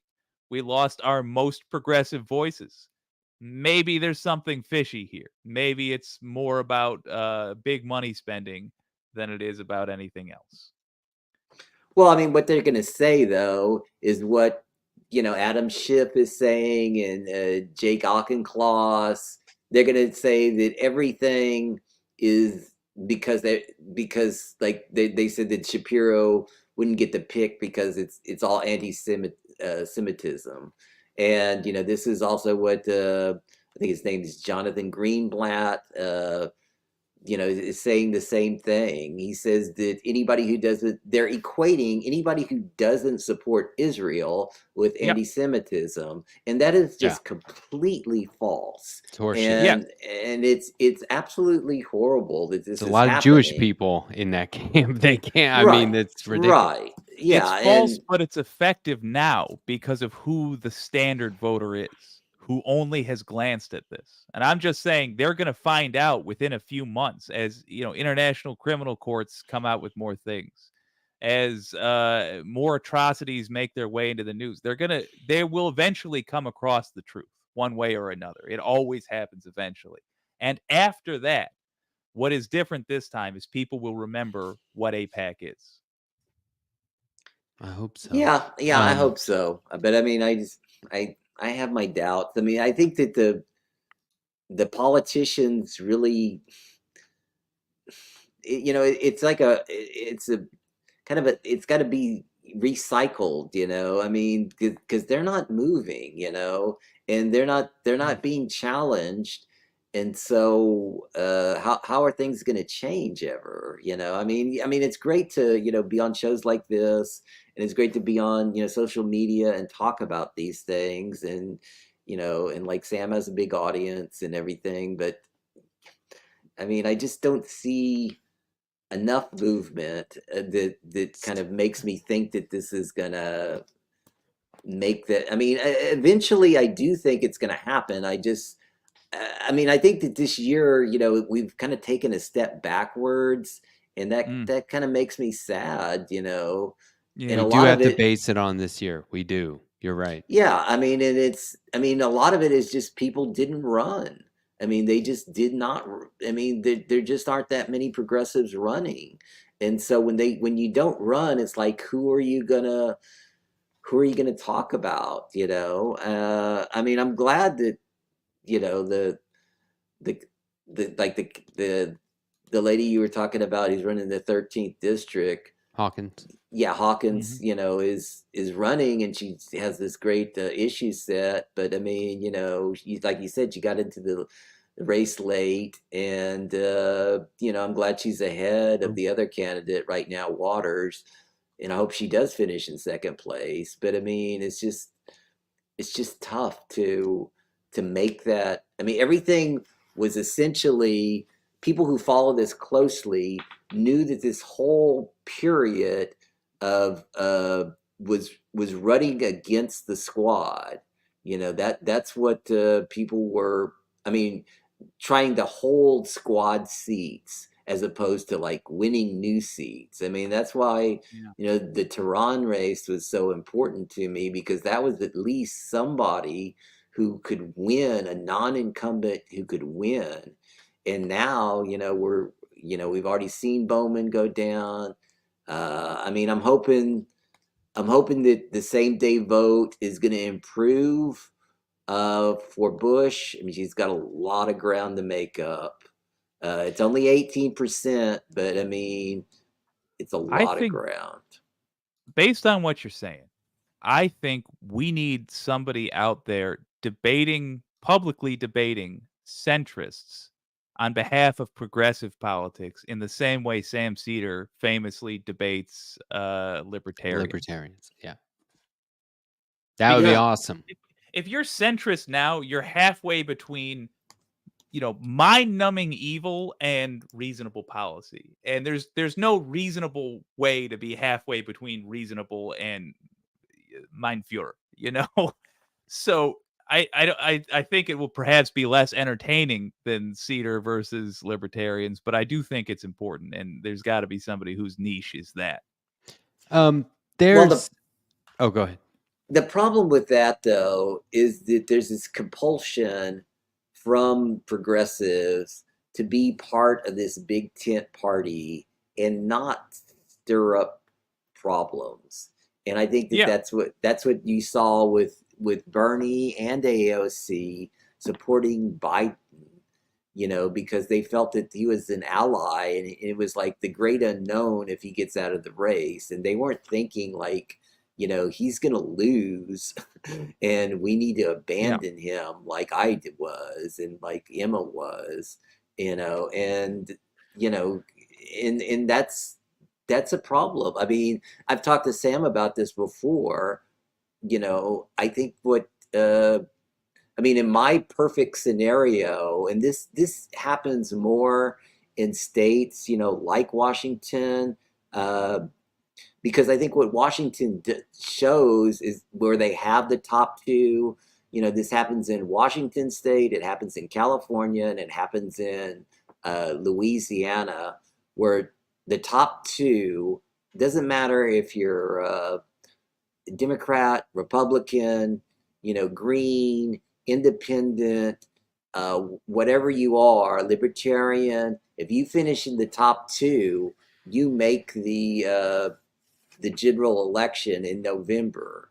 And I see an opening for people to say, don't judge me on by the party, judge me on my issue set. And so Yeah. I think that's actually a good thing. I know there's many drawbacks to that also, but I find this, I'd love to see this opening. And in my idea, the problem with that also is, you have the same problem as what happened in the election of 1912, where you had two Republicans essentially, you had Teddy Roosevelt running as a third party candidate who took all the votes away from Taft. And all they did was ensure that Woodrow Wilson was going to win. And so, if the left does that and they go into two distinct parties, right now, the Republicans will win. But if the Republicans ever, make the first move to drop off, and I mean, I don't see it right now because they're so, beholden to Trump. But at some point, maybe there will be some I'm economically, I believe in the Republicans, but I don't believe in all this kind of crazy, idol worshiping. And, I mean, I guess that the Nikki Haley, I mean, I don't agree with I don't want to with see any someone of that that. economically agrees with Yeah, no, Walz. I don't agree with it, but I'm just saying if that split happens, then I would feel comfortable forming a left party to challenge the Democratic Party, because then in elections you would have four distinct parties, and it wouldn't be Yeah. a disadvantage to because if that happens and the Republicans just are the only party you're running against, they're going to win every time if you split the center left and the left of the Democratic Party and form a new leftist party. I mean, Yeah, I think we need to lay the groundwork for that time with a non-politician now doing the debating. A you or a Sam Cedar or Sean a Fain. whoever. Sean Fain would be Yeah. perfect. yeah, But just Sean coming Fain's in and Let's not fucking making go. enemies. Not throwing bricks or anything, verbally or otherwise, but just having I think the time has come. America has matured enough to hear that there is a difference between centrist Democrat and sane human being. I think the time's here. I wonder, first of all, here, this guy I was is going a little hard with the brick throwing, sorry. No, I got you. This guy's a Trump supporter, so this is silly, but I like this. I'm sold, right? What if something like this happened? Under the Kamala Walz ticket, Ilhan Omar will be considered for a cabinet position like Secretary of State or Secretary of Defense.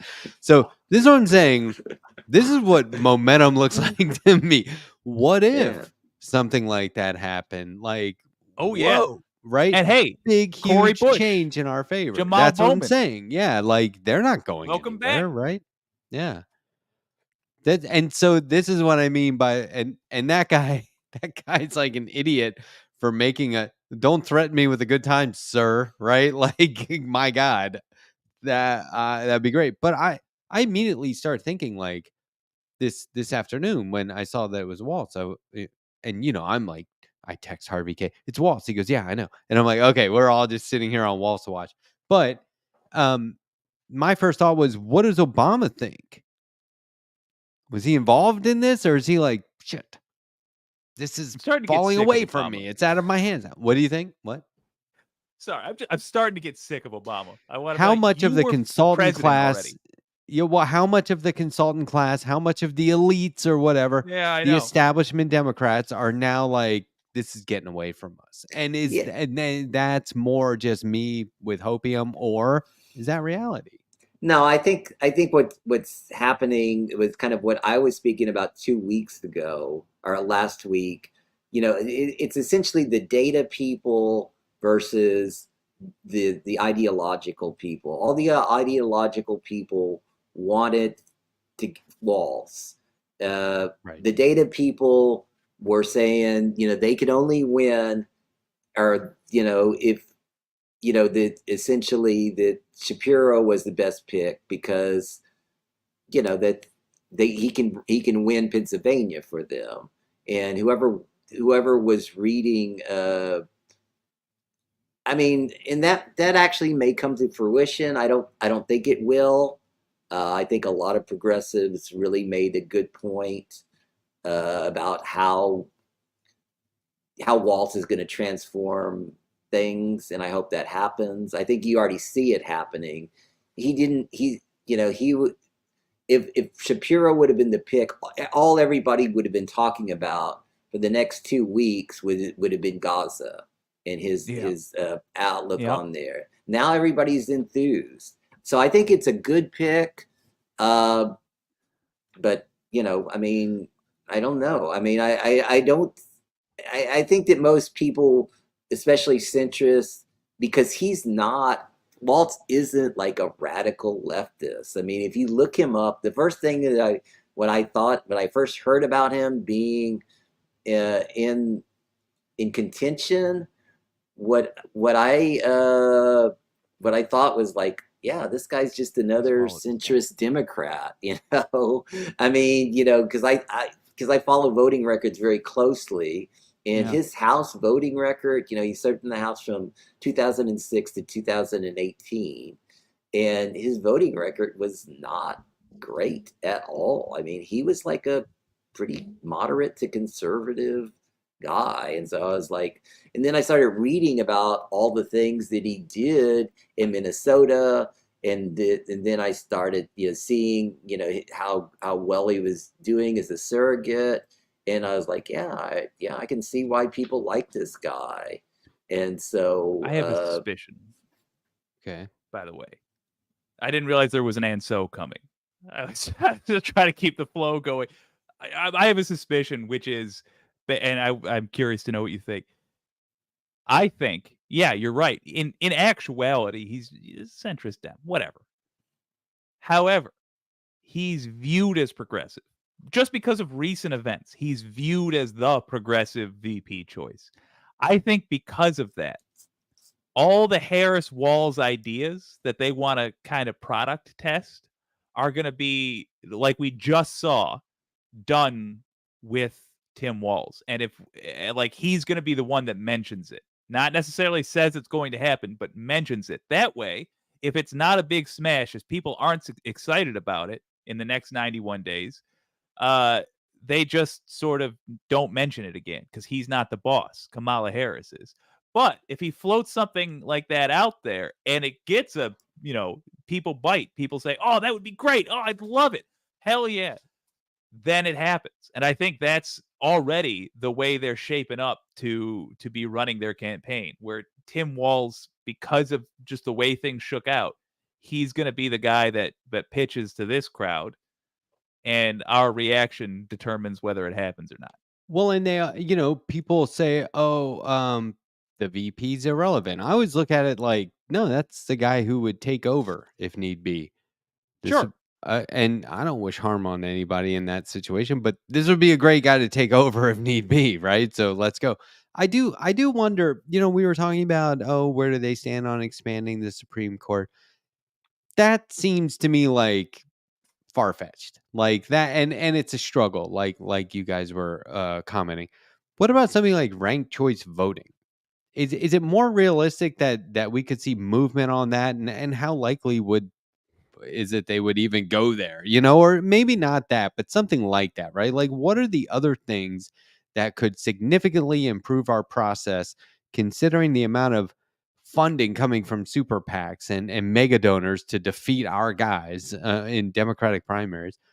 Like, what other things are out there that could realistically be on the table, like ranked choice voting or something like that? Yeah, I think ranked choice voting is great. I think it's really phenomenal. Maine is the has going to have ranked choice voting, I believe, even in the presidential race. That's what I was reading. New York City has it for the mayoral race. I think that you can feel free to vote your conscience. You know, if you feel a green candidate is your best, choice, vote for them. And then, I mean, greens usually don't do so well.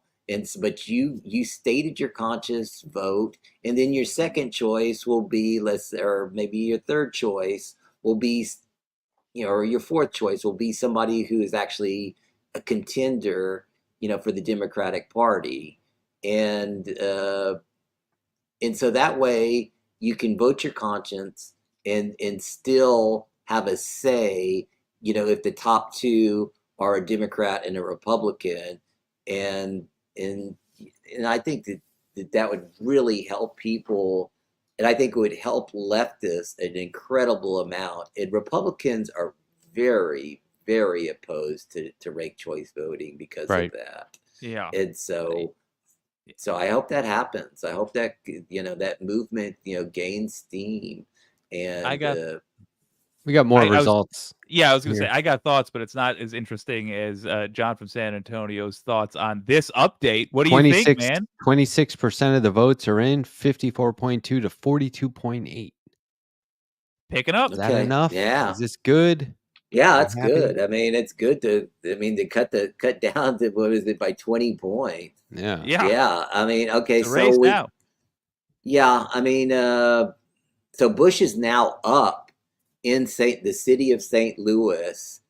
The only That's what negative, had me scared before. yeah, the only negative thing is that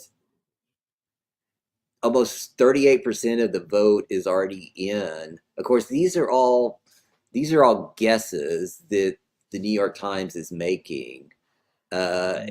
So I mean, so it could be 30%, it could be 50%. I mean, it's essentially a guess.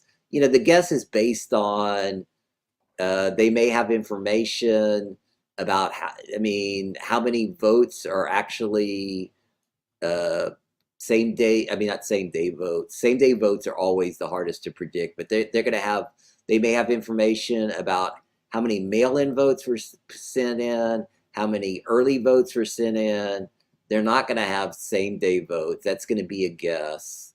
And so, without really knowing for sure, I probably should be checking Twitter more to see if I'm, if there's actually saying anything about that. Like if somebody's called it even, or No, nobody's calling it. I mean, I can guarantee you that. But I'm just trying to find some.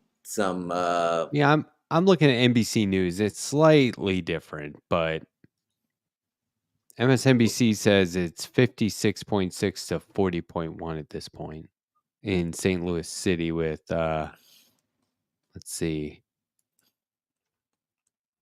Okay, so what? Say that again. They're saying St. Louis City is let's see here. Hold on, I'm switching back and forth. Yeah, there's probably a Missouri. Let me see if I can find a Missouri So- website. New York Times is saying that St. Louis City has 38% of the vote in, whereas NBC News is saying 16% of the vote is in. So I don't know. Maybe it's just not updated, but Slight the numbers difference. are pretty similar. Yeah, it's pretty different. And as far as county, 19% in, they agree there. So I don't know. Maybe it just hasn't refreshed. But anyway, Yeah, it's let not me see. worse. It could be worse, I guess. Okay, let's see what we got here. This is the actual site.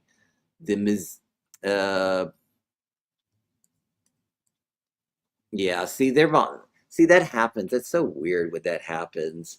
They haven't even updated. They're still at 63-33. The actual Missouri website, the official website. So that's always blows my mind when that happens. Like, you're letting the New York Times actually have results. I mean, before you, and it always makes me think, well, how are they getting those results? Because I mean, it's the official results that they should be getting from the state tabulations, or it's not state tabulations, it's local, district tabulations. But yeah, I don't know. I mean, yeah, that 37% in St. Louis County, that's hard to deal with. I mean, and that's not a good sign also for Bush, because I mean it's only 20%, 19% of the vote in, and she's down by 37, to where, glad that she's up by 11 in St. Louis City, but again, it's almost 40% of the vote, and it looks like that. Yeah, I mean, it looks just from the results that are coming in, it looks like there's going to be more voters in St. Louis County than St. Louis City, and that's also not a good sign for Bush. So, yeah, I mean, I hate to be the bearer of bad news. I mean, it is good that she's improving. Only essentially down by what is that? 11.4. Is that correct? Yeah. So she should be way ahead. I mean, she just should Yeah. be. And I wonder, without the pro-Israel super PACs, would she be? I have to. It just drives me insane. It's like, if not for that, where would she be? Yeah, I mean, they've had a pretty good record this year. I mean, I hate to say it, but they have. I mean, again, I don't mean to.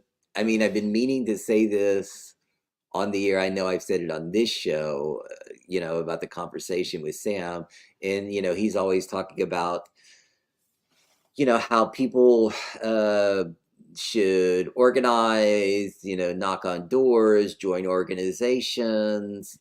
And I agree with that. And that should be the number one priority, I'm retweeting Justice Democrats, DSA, all of these people who have helped Bush and, helped other progressive candidates. But at the same time, individuals have to make decisions. And one of the things that individuals need to do is to not listen to negative ads, and decide, do a little bit of research. And one thing that I think that people who poo-poo this attitude, I think that they're wrong about it, because different people are at different levels of political awareness. And, there are millions of people who do just what I'm talking about.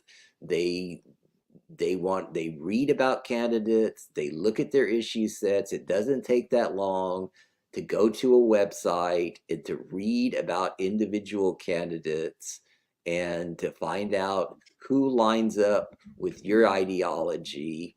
And that's what it should be based on. Because what I'm seeing with all this AIPAC money is that people are listening to these ads. I mean, and that's just the way it is. I mean, I hate to say it, but 95% of the time, whoever has the most amount of money spent will win the election. One good thing about the presidential race is that there's so much free publicity that people don't necessarily have to have the most money spent. I mean, Clinton spent more money than Hillary Clinton, raised more money than Trump, and yet she lost. I mean, she won the popular vote, but she lost the Electoral College. I mean, even Bob Dole, raised more money than Clinton, and that was a completely blowout election, total blowout. And so You're telling me that somehow Dole's massive amount of charisma couldn't beat Clinton? Even I remember those days. Good grief. Yeah. I think here's our situation. Yeah. We've got on one side the informed voter On the other side, the misinformed voter. And those are the two main political factions.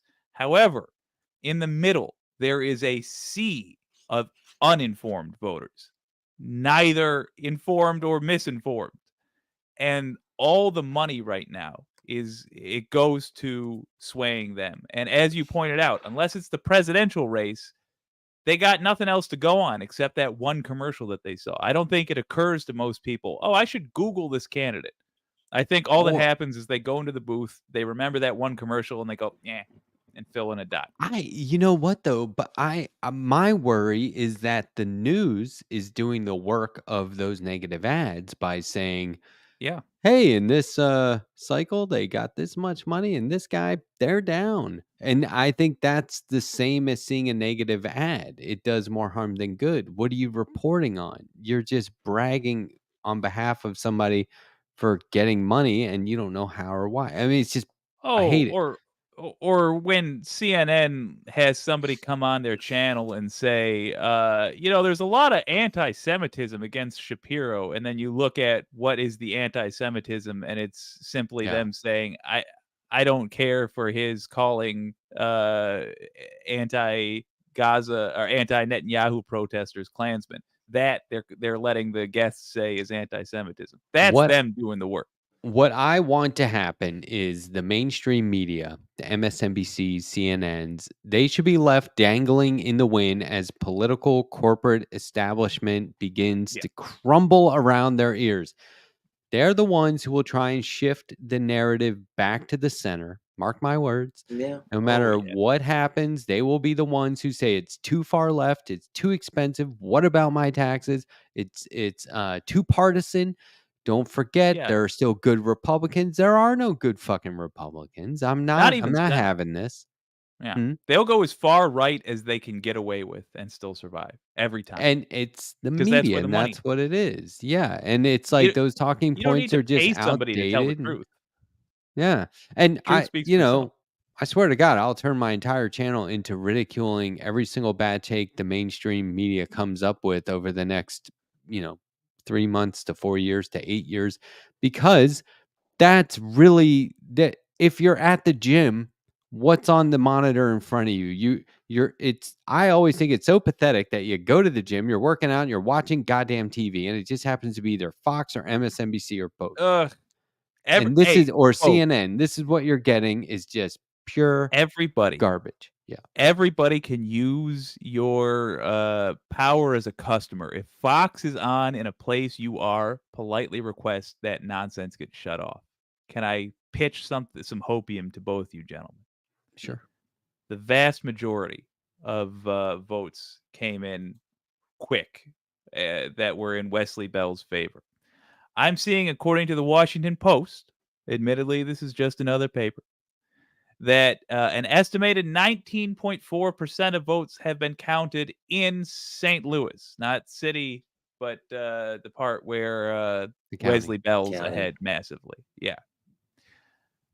I suspect they were counted so quickly, I think, because they were probably all submitted from one polling location. Or at the very least, they're saying it's 19% in. We're calling it 19% because it's, I don't know. But I'm thinking we might have some variance happening right now. It is hopium.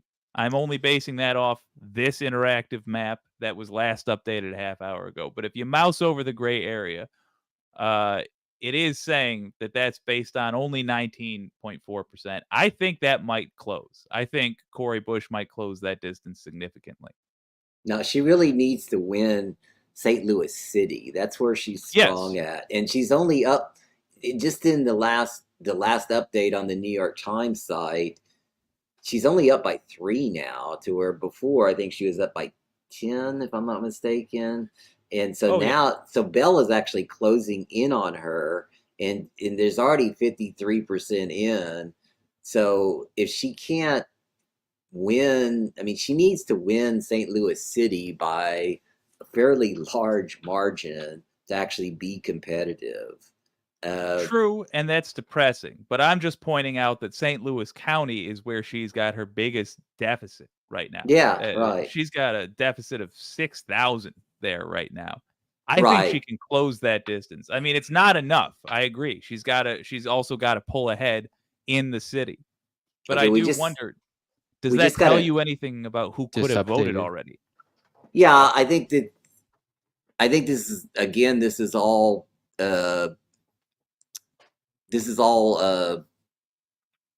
usually the way they do it is mail order. They count the mail order first, they count the early votes first. And so more affluent people usually vote earlier. That's why I think that Tehran last week did much better and picked up, like, I was doing the math on this, after the day after we did the program, and it was like, oh well, she needs to win by 17 percentage points, total, to actually be competitive. And I thought, there's no way. And I put on Twitter that, like, this is finished. She's done. This race is over. I know it hasn't been called, but I mean, it might as well be. And which is like kind of negative, but I just, like, that's the way the math looked to me. And you're right. And yet she did win. And all of these drops, which are based on same day votes, she did win by 17 points. And that's why she's only 42 votes down. But so I mean that's the one possible thing, is that Bush on the same day votes are really going to propel her to make this a closer election, because right now she's down by 13.1. What I'm hoping is that there is just a tremendous amount of people in line, that there were just a tremendous amount of people in line on this day voting for Bush. They were saying lines were very long. Of course, Cori Bush was tweeting that out, saying that they're hearing lines are very long. Please stay in line, right? So there is Red always Mirage that. is what I'm hoping for. That's the phrase. I don't think so, but I'm trying to pass out the hopium here. Good Red on you. Mirage. Hey, Fingers crossed. This is great. You guys bring such credibility to these election coverage specials. I really want to thank you for being here. Do you want to see a clip from Morning Joe about Tim Walz that I saw? You guys may have seen it, but I think this is pretty transparent. Do you want to check it out real quick? I'm down. Yeah, sure. Now? This is from Case Study QB on on Twitter, my least favorite. But anyway, check this out. I can't even begin to imagine what the business community is going to think about progressive. That's the governor's house. I can tell you already. I'm literally. But Andrew, yeah, go ahead.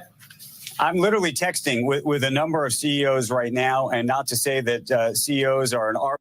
Why is this news guy literally texting? I don't know who this is. Why is he literally texting with CEOs right now? That's bad.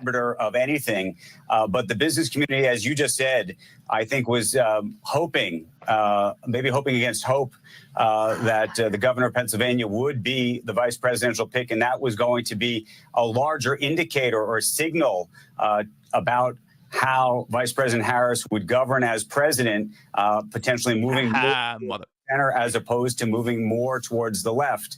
Clearly, it appears at least that this pick, at least in the eyes of the business community, is a signal that, in fact, she may want to govern more from a progressive left standpoint. You talked about Shapiro. His stance on fracking, for example, was something that that the business community thought, okay, we can work with him. And that's evil enough, yeah. Given the sort of back and forth now of where Harris has been on fracking, that was going to ultimately help her. I don't think we know enough exactly about this pick's views on certain economic issues. I think you're going to see a lot of deep dives into tax policy and other things that he's pursued. But clearly in this sort of, what is centrist, What's more left? That is the view this morning, at least literally in the minutes that this has been coming out as I've been working my fingers on the phone here. Andrew. Yeah, and Andrew, politically, I mean, if you just followed what politicians have been saying in the Democratic Party, he is a darling of progressives. He's a darling of the left. And they were lobbying very hard for a progressive ticket with progressive in the number 1 and a progressive in the number 2 slot. That's exactly what they got. Let's now go. So, makes me so happy to see him. I really think that I'm texting right now with a well-known vampire, and people would have liked Shapiro. He really promised to bleed the earth and cook us further, but it looks like human beings who actually vote wanted somebody who wasn't gonna shank the earth. I mean, what are we talking about here? I will say they were right. They were right about one thing. This pick, the whole point is that it signals the way she's going to go. And I was saying on my show, I hope it's Walz, because that will signal that she's got an eye on the future and not appeasing these devils who would prefer, regardless, a Republican. So even if they give money to Democrats, they're still going to give overall more money to Republicans. And as we've seen, any amount of money we raise is eventually going to be matched by a billionaire at the least. So F it. Go with energy. Go with somebody who actually have policies who are worth a damn. I know fracking makes the business community happy. You don't need to tell me that. So does child labor. It doesn't make it right. If this ticket ends up with like 2008 Obama level enthusiasm, let's say, and voter turnout is like it was for Biden in, against Trump, and then, maybe more, who knows, if it gets that big. Needed. Right. But, let's just say we get there, right? Let's just assume. If they immediately drop the ball and fuck this up, look, new party or bust at that point. I get it when Sam says, Biden is one of the best presidents in terms of policy in his lifetime. I get that. Okay. Not enough. Yeah. Not enough progressives, not enough progressive values, right? Pull everyone left. If they throw in the towel immediately, you will see people on the mainstream media saying, this is the right move. This is what they should do now. Whereas here, they're saying, you see the parallels I'm drawing. They're saying now, this isn't good for the CEOs, and if they start doing what's right for the CEO, they will say this is right. So to your point, Jake, that maybe the Israeli super PACs have exposed themselves as only serving their own interests and not the interests of the voters, right? Duping everyone into voting, no matter how engaged or lazy or informed and uninformed they may be. But the media is doing that work and always has been. Yeah. And they call it, quote, the news. And this is, I mean, my whole channel is dedicated to providing alternatives to that. We all need to keep, I don't want alternatives to the mainstream to forget that they are alternatives. I was saying this at the beginning of the year. I've done like 100 interviews with alternative media figures, academics, professors on the left, activists. Guess what? You don't want to just become the person that you usurped. You don't want the revolution to result in the exact same regime that you just dethroned or whatever, right? I know my phrases are probably a little too extreme here, but the fact is, if you're an alternative, be an alternative. And that means criticizing the living shit out of the mainstream media, because they're the ones doing the work at these super PACs, and they just bank off it. They only do it purely for income, salary. It's pathetic. But anyway, I just want to make that point over and over. Lining. Name a year since 2016 where the media has gained credibility in the public's eyes? I can't think of one. Yeah, I don't know. I mean, it's still in every gym, bar, and airport.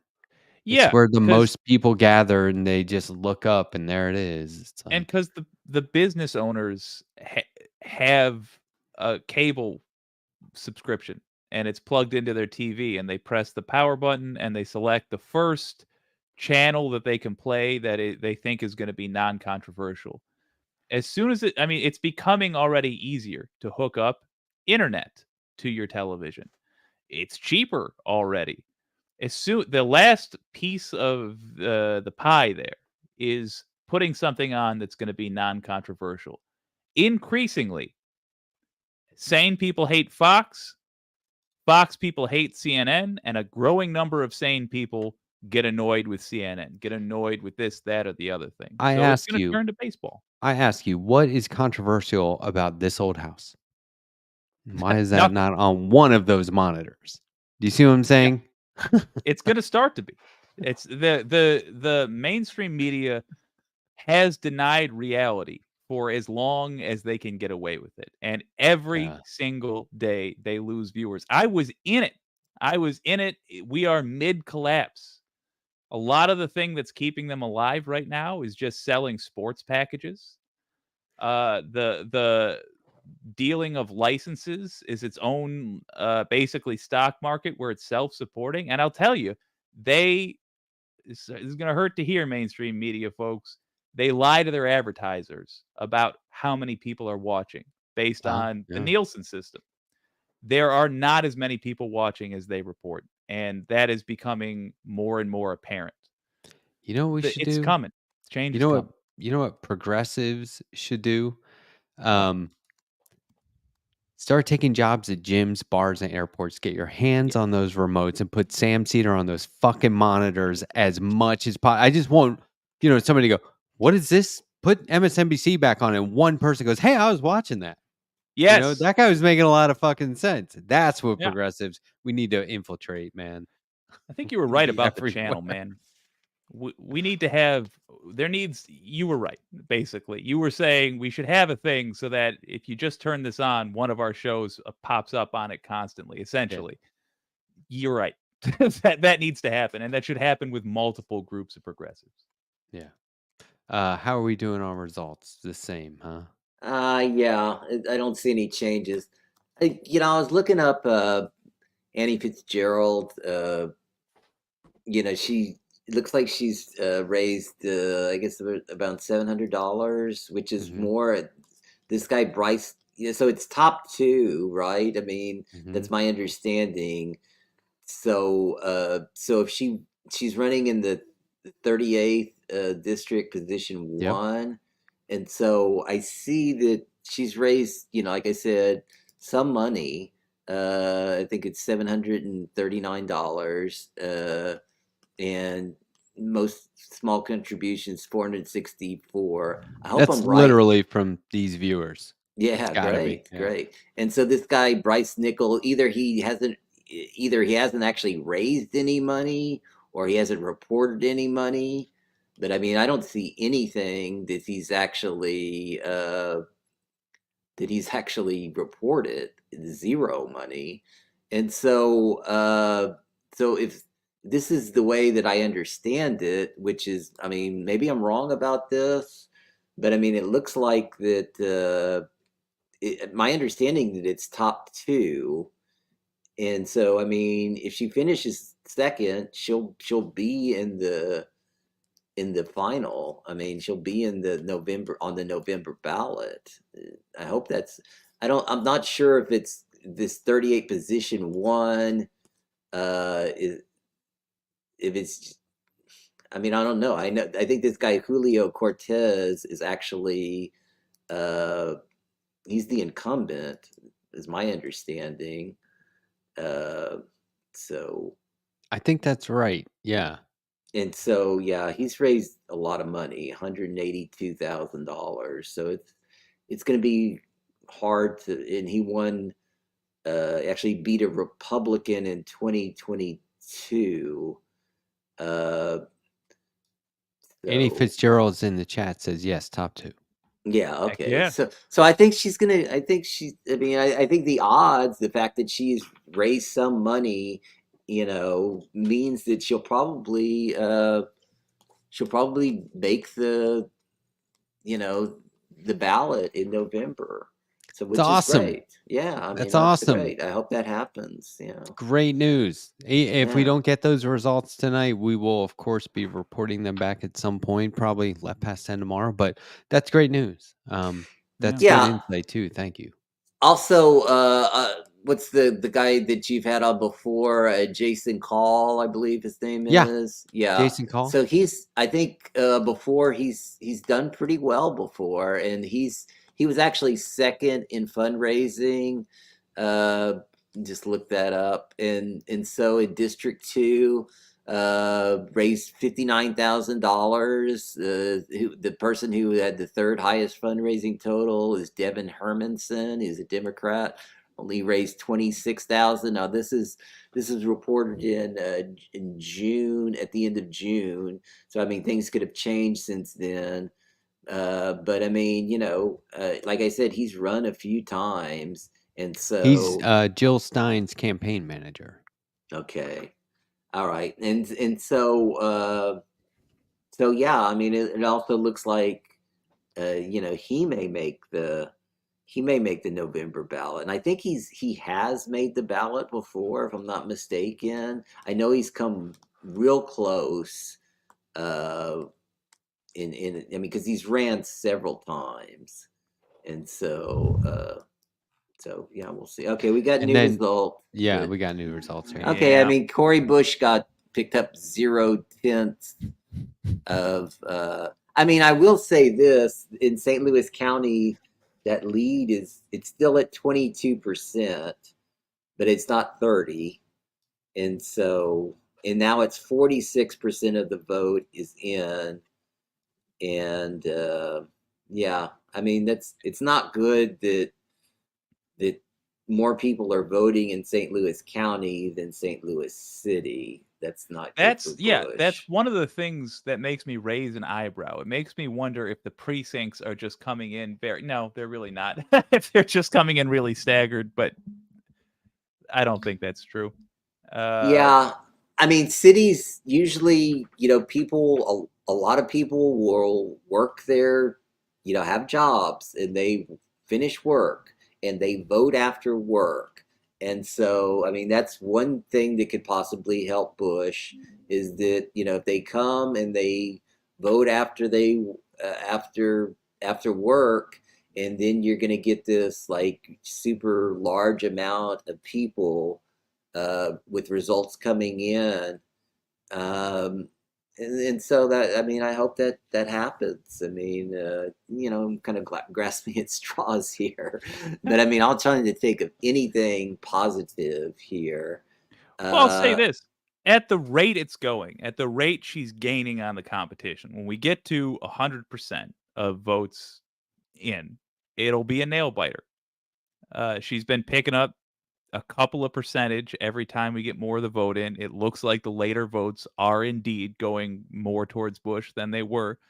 Not enough to make me think, oh, this is good. It still looks, I mean, at a glance, it looks like Bell is far enough ahead that he's going to hold that lead. He's going to hold on to some of that lead by the end of this, but she's gaining on it slowly but surely. And all we really need is a couple of precincts to come in and be, massively in Bush's favor. Yeah, the only thing about that is, I mean, that hasn't really happened so far. She only has a 3-point lead in the city, in St. Louis City. So, yeah, I mean, we'll just have to see. But I mean, yeah. And like I said, I'm not trying to rush this out of here. I'll stay here as long as you guys want. But do you have any insight as to, like, at this point, as to when they'll call it? That always catches me off guard. I'm like sitting there watching, and then somebody calls it, and you're like, you fuckers. What are you rounding up? Yeah, I don't know. I mean, I called the Tehran race, and I just did not think that she would win by 17%, like she needed to make it competitive, and I was wrong about that. So I'm not great at making calls. I mean, there's a lot of math involved in that. You also need to think about precincts, and that's not. I don't know. I mean, that's kind of there's you just have to have a lot of insight. And I was trying to find some things on Twitter about some insights into like what's happening actually. Okay, we got a call here. God. Yeah, decision desk, which sometimes they can be they've posted some things. They're not as good as They want to be first, right? Right, they want to be first. Thank you for padding this. Yeah, and like Dave Wasserman, at the Cook Political Report, not good at predictions at all, but he's really good at calling races. And and he also is very knowledgeable about House races. But yeah, they made a call. They made a call that Bell's gonna is one. Doesn't seem like we had a spoiler in the race, though, right? Maria Chappelle Nadal, 2.7. I mean, that wouldn't really make. Yeah, a she ran before. Yeah, I don't know. The Hill has called it for Bell. Someone saying in the chat. Yeah, that's the same thing. It's decision desk. They're actually like aligned with the Hill. So I mean, yeah, because they put out a forecast also. So they have some kind of contractual thing going to where they can put their forecast, and align it with the Hill. I always wait for the person I'm watching the results from. So in this case, the New York Times, MSNBC News. I always wait for them to call it. But I'm sorry, Jake, go ahead. Oh, I was just gonna jokingly say, but if every single remaining vote goes for Bush, right, well, that could happen. Can I make a point here? This guy Nathaniel Rakich, who works for 538. This is a tweet that he came out 11 minutes ago. It says, this in response to the decision desk headquarters call. It says, feels premature to me. Missouri's first can be a tricky district. In fact, in 2020, a decision desk had to retract their initial call for Lacey Clay. And Lacey Clay, of course, lost to Bush after Clay beat her in 2018. But you see all these other people saying, quoting decision desk. Let's see. I hate that. People are just all want to. I mean, it's a bizarre bandwagon effect to be like the first one on my feed to say it. Yeah. Here's the deal. I'm seeing low turnout in the city as the problem right now. Cori Bush, it's basically 45% of the votes in St. Louis County in, 53% of the votes in city of St. Louis in. I do think precincts matter. And I do think this is going precinct reporting by precinct reporting. Well, wait, here's what drives me crazy is I always say not enough people are participating in the primaries. And that would indicate that people don't believe there's value in the primaries or it's important. But look at the amount of money being spent on primary races. Are you kidding? Somebody out there very closely involved thinks there's a lot of value in these primaries. I mean, it's it makes me so mad. From the jump. The problem is not people who pay attention even kind of a lot to this or even pay attention semi-regularly. The problem is people that do not pay attention to this. They don't even know there's a primary happening right now. Yeah. They probably don't know who Cori Bush is right now. Yeah. It's that bad. The average American truly does like if you let me just ask you this, guys, hypothetically, and imagine the answer. you go up to one random person on the street. You have no ability to choose who it is. In your neighborhood, you just walk outside, pick one person, and ask them, who is your representative? Do you think they're going to be able to answer that? Right. I don't. I think that a lot of them. I mean, I don't want to be, too positive here, but I mean, I think a lot of them do. I mean, like in other words, 2/3 of people of all eligible voters voted in the 2020 presidential election. 2/3 of eligible voters, and that's like higher than it's ever been in my lifetime. As a percentage, again, going back to the election of 1900 is before women had the right to vote, and so I mean, I'm just trying to be positive. I agree. In primary elections, the turnout is low. But I mean, another thing though, because we were talking about how low the turnout was last week in that Arizona 3rd district, but Yeah. the problem is that the votes weren't counted. And so now, I mean, because when we went off the air, if I remember correctly, there was only like 20,000 votes, and now the total vote total is 43,000. So they already have 65,000 with 51% of the votes in. So that's actually not so bad, as far as, I mean, I'm just saying in comparison to other competitive primary races in Democratic primaries in this cycle. And so, I mean, yeah, optimally, I'd love to see, everybody vote in every primary race. And that's important. And I think that our society would benefit from that. But I'm just, to Jake's inquiry, I'm going through my head of all the normies that I know, right? And I'm like, do they know the rep? No.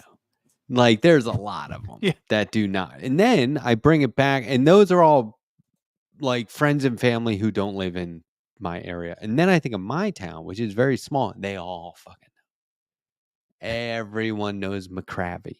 Everyone knows this guy, John McCravey III. We all know him because you knew him anyway, because we all know each other. Everyone knows me, right? I could tell you stories where you go, oh, no way, right? Oh, wow. It's all a bunch of hens sitting around at every, there's 2 bars, right? See what I'm saying? It's like, they all know. So it really does depend. It's relative. But like, when I do think of my Maryland friends and family, my Florida friends and family, my Colorado friends and family, no, they don't. It's a shame, because I am the one pestering them that they should, and that they should be voting in primaries. I'm the one saying it all the time. And I'm not going to out anybody, but there's a substantial number of people where I'm like, did you register to vote yet? Bill. And they're Hey, like, Robert. oh, I didn't do it. And it's like, dude, what are you doing? And I must sound like just like a nag. But on the other hand, to me, they sound like the problem. You know what I'm saying? This is Like, yeah.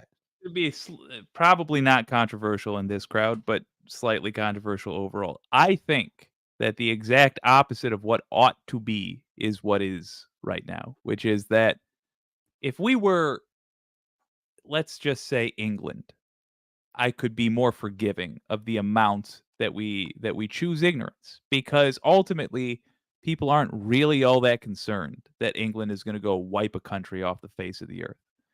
But the United States has the most, or has the, let's say, I was going to say the most nukes. I don't even know if that's true anymore, but we have the military that everybody's like, I don't know about that being next door. Or we have the military that, will randomly be like, that country right there. I don't want, they were looking at me crossways. So to not have any hands on the wheel of that machine, not even whether the machine should exist or not, but to just have it running free is a concern. And 2/3 was stated as like a great victory for democracy. In most other countries, and you're correct, for America, that's huge turnout. Granted, it was also after Trump and the pandemic and all that. But for another country, that's not that big a deal. For another country, 2/3 of the people who can vote choosing to vote is like a little disappointing. Yeah, but there's some countries like in Western Europe, let's say like Portugal, who have very low turnout rates. So I mean, I Yeah. agree with you. Like the Scandinavian countries are the best. When's the last time Portugal overthrew a democracy, though? You know? Yeah, I mean, Portugal has its great points. I'm just saying that they don't have very high voting rates. But yeah, I agree with you generally. I did find some totals here. Absentee voting. This is in St. Louis City. So Bell was up by 16 points in absentee voting. So that would be early voting and mail order votes, I would assume. And then election day voting, Bush is up by 10.2 points. So she's up by 2,000 votes. And so I'm just assuming here that all the absentee votes are out. I mean, the total votes are 8,000 absentee votes, election day votes 19.5. And so what is the total? I think it's what 50,000 or 53%. So if she continues to win, because I don't think there's gonna be, I'm just making an assumption here, but I think the rest of the votes are gonna be, the day of the race votes. And if she continues to make ground up here and wins by that 10% margin, she's going to come closer. I mean, this was tweeted, I guess, at 8:55. So this is I don't know, 45 minutes ago. So let's see, what are the totals? 27,000. Yeah, it's the same total. Nothing has changed from those totals. The problem is St. Louis County. That's the real problem. I mean, and the Bell has that 2-point lead there. I mean, she's gonna do better in St. Louis City, and Bell's will probably. But I mean, also Bush may do better. Also, I mean, it's hard to say, but I mean, generally, like Tehran did better on all the same day votes, and so I mean, I think that's a little bit of a historical fact that a lot of affluent voters vote early. They don't want to wait until election day, and a lot more working class people will wait until election day. Now Republicans love to wait until election day. And so I don't know. I mean, I'm just trying to think of anything that's going to make this race closer, and I think that is one sign that it could become closer. Kind of grasping at straws, but I mean, I think that there's some validity to this. Let me see this guy. His name's Jason Rosenbaum. He's political correspondent, St. Louis Public Radio. So I mean, he's got some credentials here.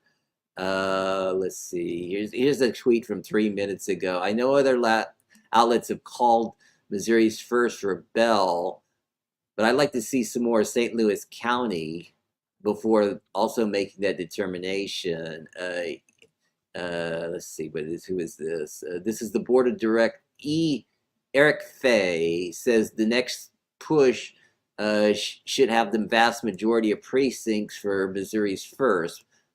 This is in a separate tweet. I will emphasize that Cori Bush needs to substantially close the margin in St. Louis County or she's going to lose. So here's a quote from 21 minutes ago. Cori Bush closing the gap a bit in St. Louis County. And let's see. But that's still the same thing. It's still the 22. It's still the 22%. So the lead, up. Down from 30, but still not so great. So yeah. It's something. I'm just trying to be realistic, but at the same time, he's saying that it's too early to make a call, and I think that what he's saying about St. Louis County is correct. She needs to close that margin, and if when the same day votes come in, maybe that can happen. Let me see. I don't see a differential in same day votes. It's not totally implausible that she catches up with the pace she's been going, with same day voters apparently going more for Bush, especially when you consider that really staggering margin we first saw seems to have been the votes that were already counted, like mail-in voting.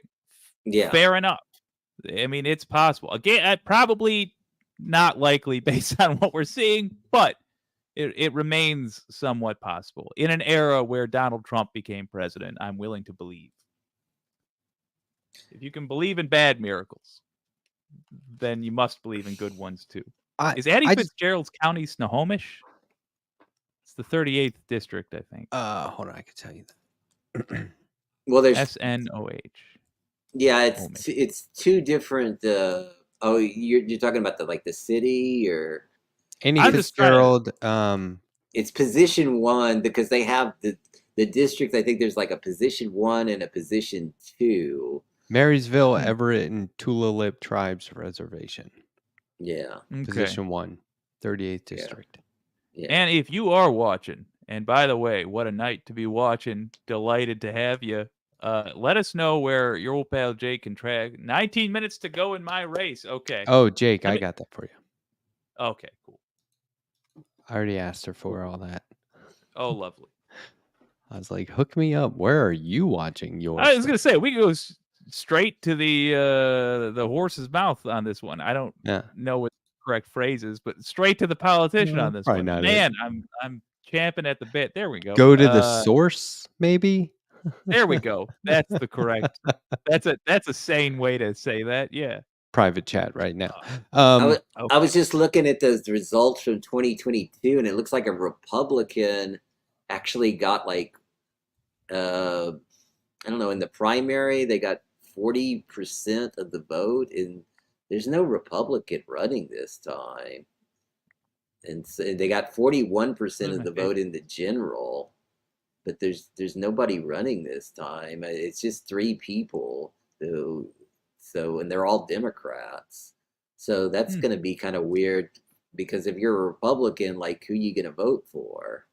And that may not be good for her because I'm not trying to be negative here, but I'm just saying I don't know what this Bryce Nickel, what he is, and I don't know if people are actually going to go to the websites and look it up. But I hope she does well. Like I said, she raised some money, and this guy Bryce Nickel either didn't report any money at all or didn't raise any money. So I hope she does well. I'd like to thank. I'm not going to try and pronounce their name, but I'd like to thank them for helping out with the pronunciation. This is very helpful. Thank you. Okay, we got a big drop. A big drop, and 71% is now in, and she's Bush is still down by 10.3. Now it's 76%. I mean, the numbers are going down. I mean, that's what I thought they were. So it's still a 16-point lead for Bell, with 76% in, 62,000 votes, and yeah, I mean, there's no call yet. She's down, what, 10,000? Not quite 10,000 votes, but a little under 10,000 votes. Yeah, I mean, if she's really gonna have to. I mean, they're just yeah, she's not gonna have closing a that gap yeah, not fast enough. enough. Yeah, not enough. I mean, I think this is the closest she's been, though. I mean, still 10 points down with 71% of the vote. That's practically impossible for her Yeah. to win. But I mean, again, only just a little over half of the St. Louis City votes are in, and those are same day votes, which she did much better than the early votes. And so, you know, if she gets huge margins in the other 47%, she could Yeah, close the gap. So the lateness there is encouraging to me. The lateness in the city, because that to me is telling me that a lot of the votes are same day votes, and that's why it's taking a long time to report it. And what we've seen has been that same day votes are going more for Cori Bush. The issue being is there's so many that it's going to overcome that 10,000 vote gap in the county, and I don't think so. But I sure hope so. But I don't think so. yeah, it's actually about 9,300. Yeah. So yeah, I mean, but yeah, that's still a lot. I mean, it's just, yeah, I mean, people who are down by 10.3 with 71% of the vote, yeah, they have a hard time winning. I'm sorry, go ahead. I just want to quickly say, as we enter, we're coming up on 3 hours here. I just want to say how awesome and amazing and astounding it is to watch John do this thing in real time. This is, to me, it's like I see it on Twitter. I hear it when he calls into MR. I'm a process guy. I want to know what goes into this, and to literally sit here and watch the screen flash on his face while he's cruising around and figuring this out and putting it together is amazing. I don't do it because I can't do it. It's impressive. And so I just want to say thanks for being here. It's very cool of you both to be here. But John, especially, this is the kind of thing where I will risk any cease and desist from Sam Cedar and the likes of Matt Leck, and I hear Bradley laughing in the back, and I hear Emma taunting me on a regular basis. Ooh, burn. I'll take it any day, because this is more than worth it. I think it is such a delight, and I would encourage everyone to tune in again 1 week from today on August 13th to watch this all over again with Ilhan Omar.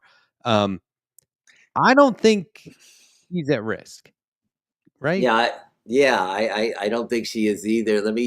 I mean, the last time I checked, she was out, with all the AIPAC money. Now, I will say that all the AIPAC money in 2022 came at the last minute, and they really that did have an impact on her race. But they're being very I mean, they're watching how each last race went. They saw how they did against Bowman. They're going to watch how they're doing now. They're deciding, should we dump in last minute TV ads $5 million, $6 million?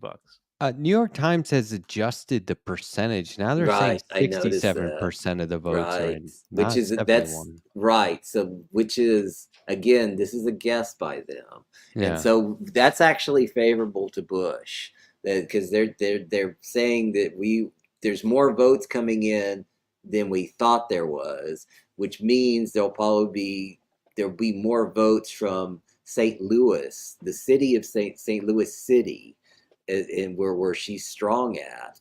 And so yeah, I mean, again, it's going to be hard to her to pull it off. I mean, even 71 as opposed to 67. I mean, that's not a huge difference, but I'm just wondering if anybody's going to pick up that phone, because I've called it. Look, this to me, I just saw a comment here. This is how I feel. But that's one way to look at it. The other way to look at it is, like John has been saying, like I think we all agree, we need more progressives so that if one or two get beat in these unfair circumstances in their primaries, we're not losing the whole caucus. We're not losing a squad, because can you have a squad of one? I don't think so. So we need to keep fighting. We can't look at it like I feel it. Waddell hell or the hell. Sorry, I'm. The later it gets, the worse my pronunciation's gonna get. I can't even pronounce that, and it was worse already. It was bad already. So what I'm saying is, you can look at it like we're losing, or you can look at it like this is the reason we need more, and we have to do whatever we can to keep combating these forces and promoting anyone who says, I'm progressive, I'm thinking about running. What can we do to help you or convince you to actually do it? Yes, and this is not politics as it used to be. We're in total war now. This is all right. Let me use less colorful language to be clear. We are not playing by the rules we used to. It's not over. We don't conduct ourselves that way anymore. You want to know what is neat about let's say Cory Bush losing tonight? AIPAC is down $10 million or thereabout, and Cory Bush is free. You contact your governor. You contact anybody who can offer her job an appointment in the government and say, it would please me deeply if you would appoint her, because she's not doing anything now, to a position in the government. And we're back to having a progressive voice. I'm not going to pretend like it wouldn't have been better if she won, but we look at what we've got and we decide how best to make use of the situation. There is no more such thing as a total loss. We now know who Cory Bush is. We know that's a good person. That's a person who can be trusted to do the decent thing, even in the face of an organization like AIPAC. We put her in the government. That also means you are not done with Cory Bush. If you're in her state, you contact your representatives, your governor specifically, and you say, this is a person who I want shortlisted for the next position. You contact Kamala Harris and say, you know who would really please me to be made secretary of whatever? Ms. Cory Bush. I use Nina Turner as an example a lot. Mm-hmm. Everyone knows her. Great surrogate for Sanders and progressives and labor. Lost twice, right? To the same sort of establishment Democrats fighting against her and people saying, well, she's socialist or whatever.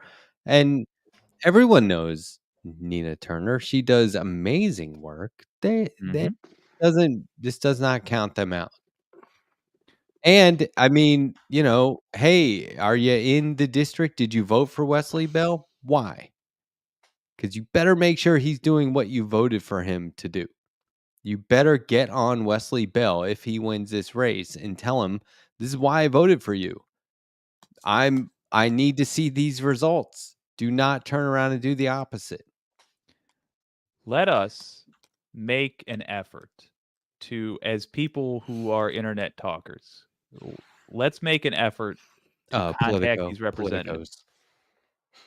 Damn it, and put them on our show. Go on. Engage in transformational. No.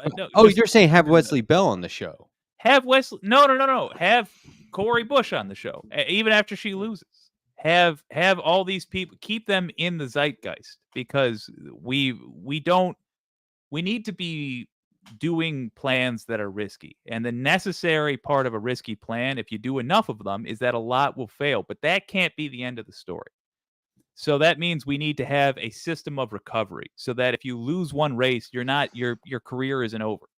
So keep them in the zeitgeist. Keep having them on as expert guests, the same way CNN does with Claire McCaskill or whatever, or whoever hired her foolishly. We do that, but with progressive voices. That's all I'm saying. But now a more interesting thing has happened. What is it? Break my heart. Let's see. Is there any update? I don't see an update. Yeah, I thought you were saying that Politico was calling it. No, I was saying I prefer you refer to us as politicos. Oh, I like that. Okay. Not internet talkers or whatever that was. Internet mouth word sayers.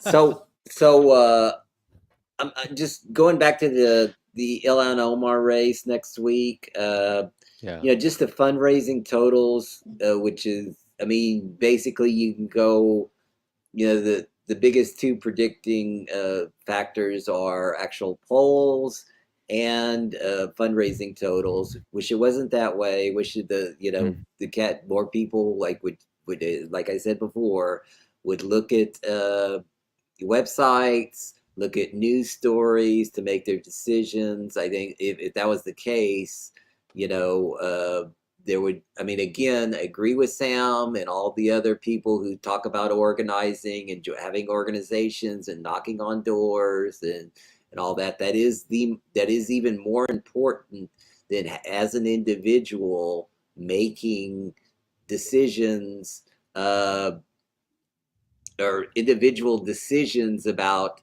elections. But if you're not involved and you do make your decisions based on those negative ads, which is prevalent, because if that wasn't the case, there wouldn't be 95% of people who spend the most money in races do win. And if people didn't, they went to websites more, if they went to gathered news stories on both of the candidates, then it wouldn't be that way, but it is. But but if you can raise the money like Ilhan Omar has, right? She's raised $6,432,000. This is at the end of June. She spent $4,649,000. $4,649,000, and right now she has $1,834,000 cash on hand. This is at the end of June. Don Samuels, her competition, who I think came within 2 or 3 points when AIPAC Bunch put a ton of money at the end. Everybody thought she was going to win by 20 points. Polls had her up by 20 points. She only won by 2 or 3 points. Now, he has raised over $1 million, $1.2 million, but he spent most of that. He only has $334,000 on hand, and AIPAC has not put any money. It looks like the opposition money is $15,000 against her. I don't even see where that's coming from. And so she's looking really good. And so I think that's super great that We have an update. she's okay. What is it? 84% of the vote, 51-45.7. Okay, well, she's gaining ground. She's Getting there. gaining ground. She's the lead is up by 9 in St. Louis City. The St. Louis County, there's no new, that new drop just came from St. Louis City. And so she's at 5.3 now, which is, getting close to, I totally agree that call was way too early from Decision Desk. They may be right in the end, but it was way too early to call this race. Because I called the race on Twitter for the Tehran race, and I thought there's no way You had she's more cause. You had way more cause. Than they Well, did. but she still is in. She's down by 42 votes. With a recount, and I mean, Yeah. I've seen recounts, flip, hundreds of votes, Yeah. and so God, I I mean, hope she so. could win, and so yeah, so I mean, I don't. Yeah, it's gonna be. I mean, I'm not saying she's gonna win, but I mean, she's only down by what is this? Okay, it's a little less than 6,000 votes. I mean, that's a lot to make up. But so right now, yeah, the big problem is Used to be almost. 10. Yeah, the big problem is all the votes are 95% of the votes from St. Louis City are in. That's That's the a problem. That's the little problem to problem right overcome. there. Yeah. Yeah, I mean, the only thing that could overcome that is if somehow that percentage is wrong and it's not Yeah. actually 95%, let's say it's 80%, then she may have a bit of a chance. And if for some reason they St. called Louis, it. AP called the race. yeah, God. when AP does it, that's the game. There it is. Yeah. New York Times called it. Yeah. Well, Yeah. they just go by AP, Yeah. but yeah, they've got real. I mean, I'm not. I mean, Decision Desk is usually right, but I mean, yeah, I mean, these are real number crunchers who work for the AP. Okay. And so Yeah. So here I got two yeah. thoughts. All right, I'll rip this Band-Aid off. Thought number one. Look at the amount Bush appears to have. All right, Annie, I'm going to watch yours next. Not necessarily on this stream because you guys have lives, but I don't. Look at the amount Bush lost by, and understand that is how much $10 million buys you. That's the deficit between $10 million and energy for a genuine progressive. All right, now we know what we have to overcome for the future. Thought number two. How much business is currently being suppressed by backwards legislation from the 20th century? How much do solar panel companies stand to make if progressives take power? How much do, I don't know, windmill manufacturers? Fill in the blank with all the jobs in a healthy future. I think the next step for progressives is to go to businesses that are being held back by Republican policy, of which there must be many, and convince them you got to form PACs. You got to start supporting these candidates, even if they don't ask for it. Solar panel companies, I think, being tip top of the list there. What do you It's think? funny. I live in South Carolina. It's bright red. Solar panels everywhere. yeah, it's not. Go to the It's not as. wealthiest. Yeah, it's not as red as. I mean, it's like Trump won by 12 points. It's not as red as I just many mean like states. my neighbors. Yeah, no, I mean, like yeah, if talking you're in to a, yeah, There's if you live in a Israeli small flags city, hanging up all over the place. yeah, no, I mean, if you live in a small city, yeah, that's the way it is. But I mean, it's not like a, plus 30 Trump district, plus 40, a lot of Wyoming or West Virginia or Idaho. I mean, there's a pretty large percentage of black voters, and they had 2 congressional seats, in 2018. Yeah, I mean, I'm not trying to say it's. I'm just saying that it's not as red as many other states. I'm going to be going on a very progressive podcast in this town very soon, and it's like they reach out to Black me. and blue in the South. Yeah, black, Yeah, black, white, and blue, and they reached out to me, and I was like, "Is this real?" It's real. Yeah, it's awesome. Hey, check it out. I saw some. It was a pun on getting beaten up.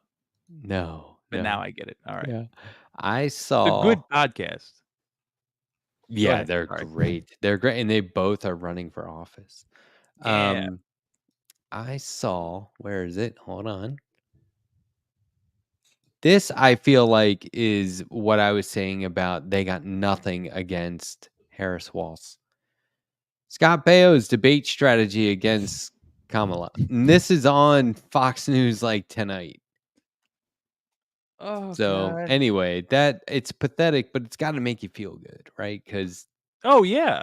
the bottom of the barrel, and that's just who do we got tonight? Real Scott Baio. expert insight. Let's see what Yeah, Scott Baio has to say. yeah. Charles in The charge. real stunning star power that the kids are into. Scott Baio. Yeah. Okay, well, I Meanwhile- mean, this was for me a great stream. Definitely, I hope you guys agree. I think we covered a lot of ground. Great. That insight at the end about Omar's race, very informative. I feel like I definitely have to go back and rewatch that and listen to you again, John, in order to prep for next week. What else can we say? Gentlemen, I mean, Yeah, let me just say that say, I mean, I know the race has been called, and and I agree with. It's just with 94% of the vote, it's just yeah. there's just not enough votes out there. But I mean, 90% of the vote in St. Louis County is already in. So yeah, I mean, I guess it's weird that I guess it's weird that the poll that had her that was by all the pro-Israel people was actually pretty accurate. I mean, they had Bell winning by 6, and Bush is winning by is up by 5.3. So not great, but yeah, I mean it was definitely enjoyable, and looking forward to the Omar race, and I think that that's going to be a completely different story. I mean, so much of it rides upon how much you can raise, how much money you can raise, and she's done a good job with that. She's mended fences after that close race with a lot of her constituents and a lot of people in her district. I think she got frightened by how close the race was. The polling, just to go on a let me see if I got. She's up by was up by 27 points in a July 7th to 21st. This is paid for by her campaign. Now, Don Samuels had his own campaign pay for a poll, and they had Omar up by 19. and so yeah, I mean, Omar is looking very strong for next week. And so here's my last question. I mean, if we want it to be, like I said, I'm here as long as you guys are. Here's what I'm wondering right now. We see a lot of Republican donors, mega donors for Donald Trump giving to these PACs that are going against progressives in these primaries. Does that mean that this is a more valuable battle for them than just giving to Trump? Like if these PACs turn around and say, okay, now in the general, we're going to fund Trump campaign, that's meaningless, huh? I personally think, yeah, this is more valuable to them, because as much as I'm on the coconut whatever train now, Kamala Harris doesn't represent a fundamental change to how U.S. politics works. She represents stopping of the bleeding, and Trump does not help them as much as just a regular Republican does. But these people, the progressives, they represent a movement. They represent an end to neoliberalism, which is, at the end of the day, what Americans really want, even if they don't realize that's what they want. That ends up being the concerns they voice. Every time they're like, well, I want big money out of politics. Well, I want my boss not to be able to buy 10 yachts when I can't afford one car. What they're talking about is an end to neoliberalism. The neoliberals know that, and they are doing everything in their power to avoid it. So yes, I think stopping the inevitable, delaying the inevitable for another generation is their goal, and they're doing that not as much by funding Trump, but more by stifling new political voices. Yeah, I agree. I agree. I mean, I think it's all about money. Even the people, who are ostensibly trying to, you know, help Israel, which is where a lot of the money is coming from. They understand that their allies are big money people, and so and Republicans and conservatives, and so that's why they don't talk about Israel. Like you said before, it's always attack ads against uh, the individual candidates, whether it be Bowman or Bush or whoever, and they just it's just hard to deal with, but I don't. Just keep having to fight, and there's still some progressives that are running in the House. That's the thing about progressives. Once you win a primary, almost all of them are winning. Their districts are. It's just like this first district in Missouri. They're not going to have any competition from Republicans. This is a safe district, and that's the way that all of the districts that are competitive, that are where they can win primaries in. They're not competitive districts. Ilhan Omar's is not a competitive district. Anybody that we've covered, Summer Lee, not a competitive district, even though I think it was like a plus 20 or plus 18. I think it's actually a plus 12. It was actually closer than people thought. But somebody like, let's say, Michelle Vallejo in Texas 15th district, who actually has a pretty good issue set endorsed by Bernie in 2022. So there's a handful of progressives that are going to be running in seats that are competitive, even though it's a +3 Trump district. She lost by 8 in 2022 in a bad year for people in the South, and that this may be another bad year for people in the South. The South is hard to deal with. We'll just have to see. But yeah, definitely enjoyed it, and it was a tough loss. I was hoping for a win, but it is hard to take that. We've lost the 2 squad members this year in primaries, but Summer Lee did win, and all the other people, ASC won, Rashida won, didn't face any competition. Same thing with Ayanna Presley, she won. There's other Greg Kazar in Texas, nobody ran against him, so he won. Delia Ramirez won. Jen Perlman is gonna run in the Florida primary. She's gonna have a hard time, but hopefully she can get 25 to 30%, or maybe even more. Surprise people and get more than that. I think she was at 28% last time, and it's just you just have to keep fighting, and that's what we're gonna do. We're gonna cover it next week, and I think we're gonna get a win. Going to get a win from Ilhan Omar next week. Hey, you don't get into this shit, even as a spectator, without agreeing to fight.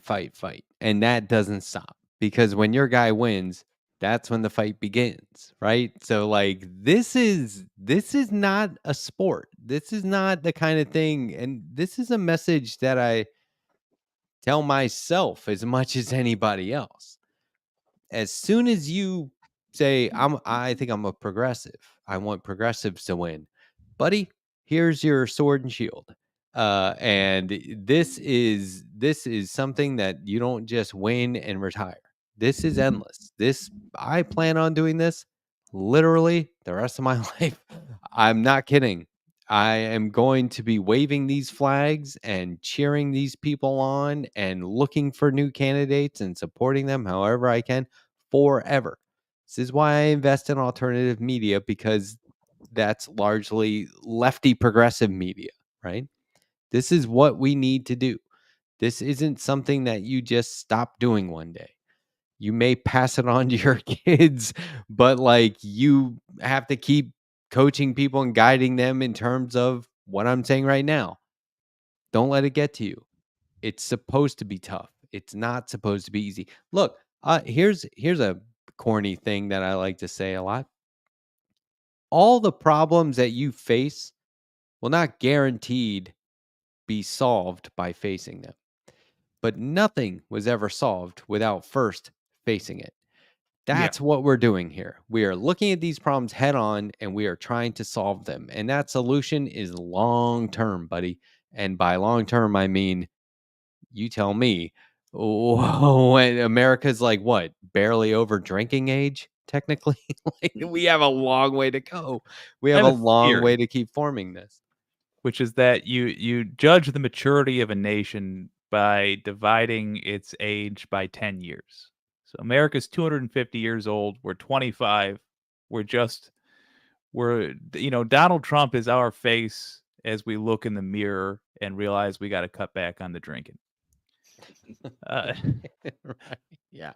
That's where we are as a nation. England's an old man who's having some weird thoughts, but we'll get there. But you're right. This is all this resistance we're feeling is us dealing with the demons that have been here the whole time, the issues that have been haunting America this whole time. It's not that it got worse. It's that we're looking at them now. All right. Well, step one is to look at them. Yeah. I was trying to see if, a lot of these state house races, they're getting results already. Annie Fitzgerald's race, there isn't any results. Yeah. So that's a little bit surprising, because every other race that's not there's a few actually that don't have results, but some of them and do. They gotta upload them. Yeah. It's a small area. They probably have just less infrastructure. Yeah. All of these areas are small, though. That's fair. There's 40. I guess there's 49 times 2, so that's 98. So 98 seats in the Washington State House. So anyway, Jason Call, they only have the islands coming in, and he's not doing so well. But it's like literally it's what about Governor Andre Stackhouse? Yeah, I really Andre Stackhouse. Oh, okay, yeah. Let's see, what's he at? Wow, they call way it down Governor. there. Yeah, he's like in 3, 6, 9. He's in 10th place but that's it is 49% of the vote in. We'll hear more from him. Yeah, Yeah, he gave it a shot. That's one other thing. Not to, she's been awful, but this is a swing district. 60% of the vote. Losing count, Perez. Like I said, she's one of the worst. But she's running against the MAGA guy, and she's up by 9 points in I think it's a Trump +4 district with 60% of the vote in. Yeah, it's a Democratic vote. If it's 218 to 217, the problem is going to be getting her to vote with the Democrats. But I mean, if only as a sign for how MAGA's doing overall. I want to see as many MAGA candidates losing in these races. yeah, Or in these, yeah. I guess the only Any- negative thing is that there's 2 Republican candidates, and so if you combine their totals, it is higher than her total. So anyway, don't mean it to go on forever because I need to get something to eat. But No, yeah, but, I hear you. it's been fun. I mean, Thank you, but- guys. all right.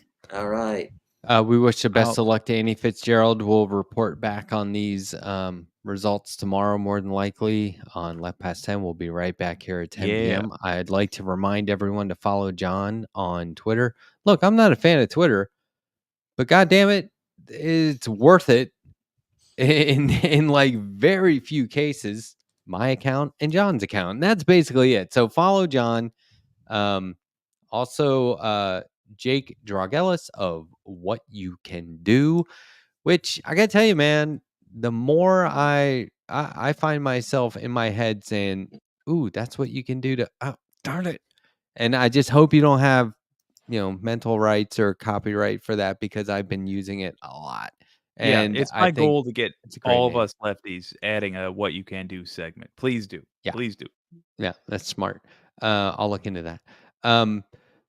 And look, tomorrow, commondreams.org. You guys, Professor Harvey K and myself, we got a comic coming out. We're going to be promoting this thing all over the place. We might be on Leftist Mafia next week talking about it, so stay tuned for that.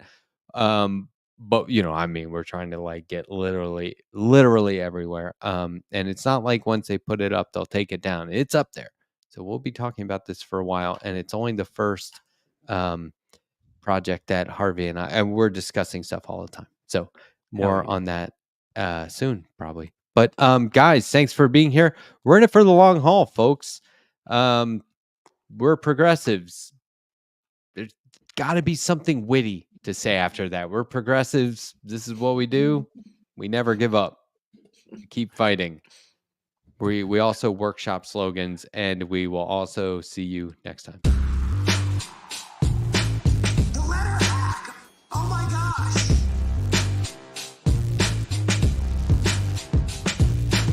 He don't miss, folks. He does not miss whatsoever. The Letterhack. Oh my gosh. He don't miss, folks. He does not miss whatsoever.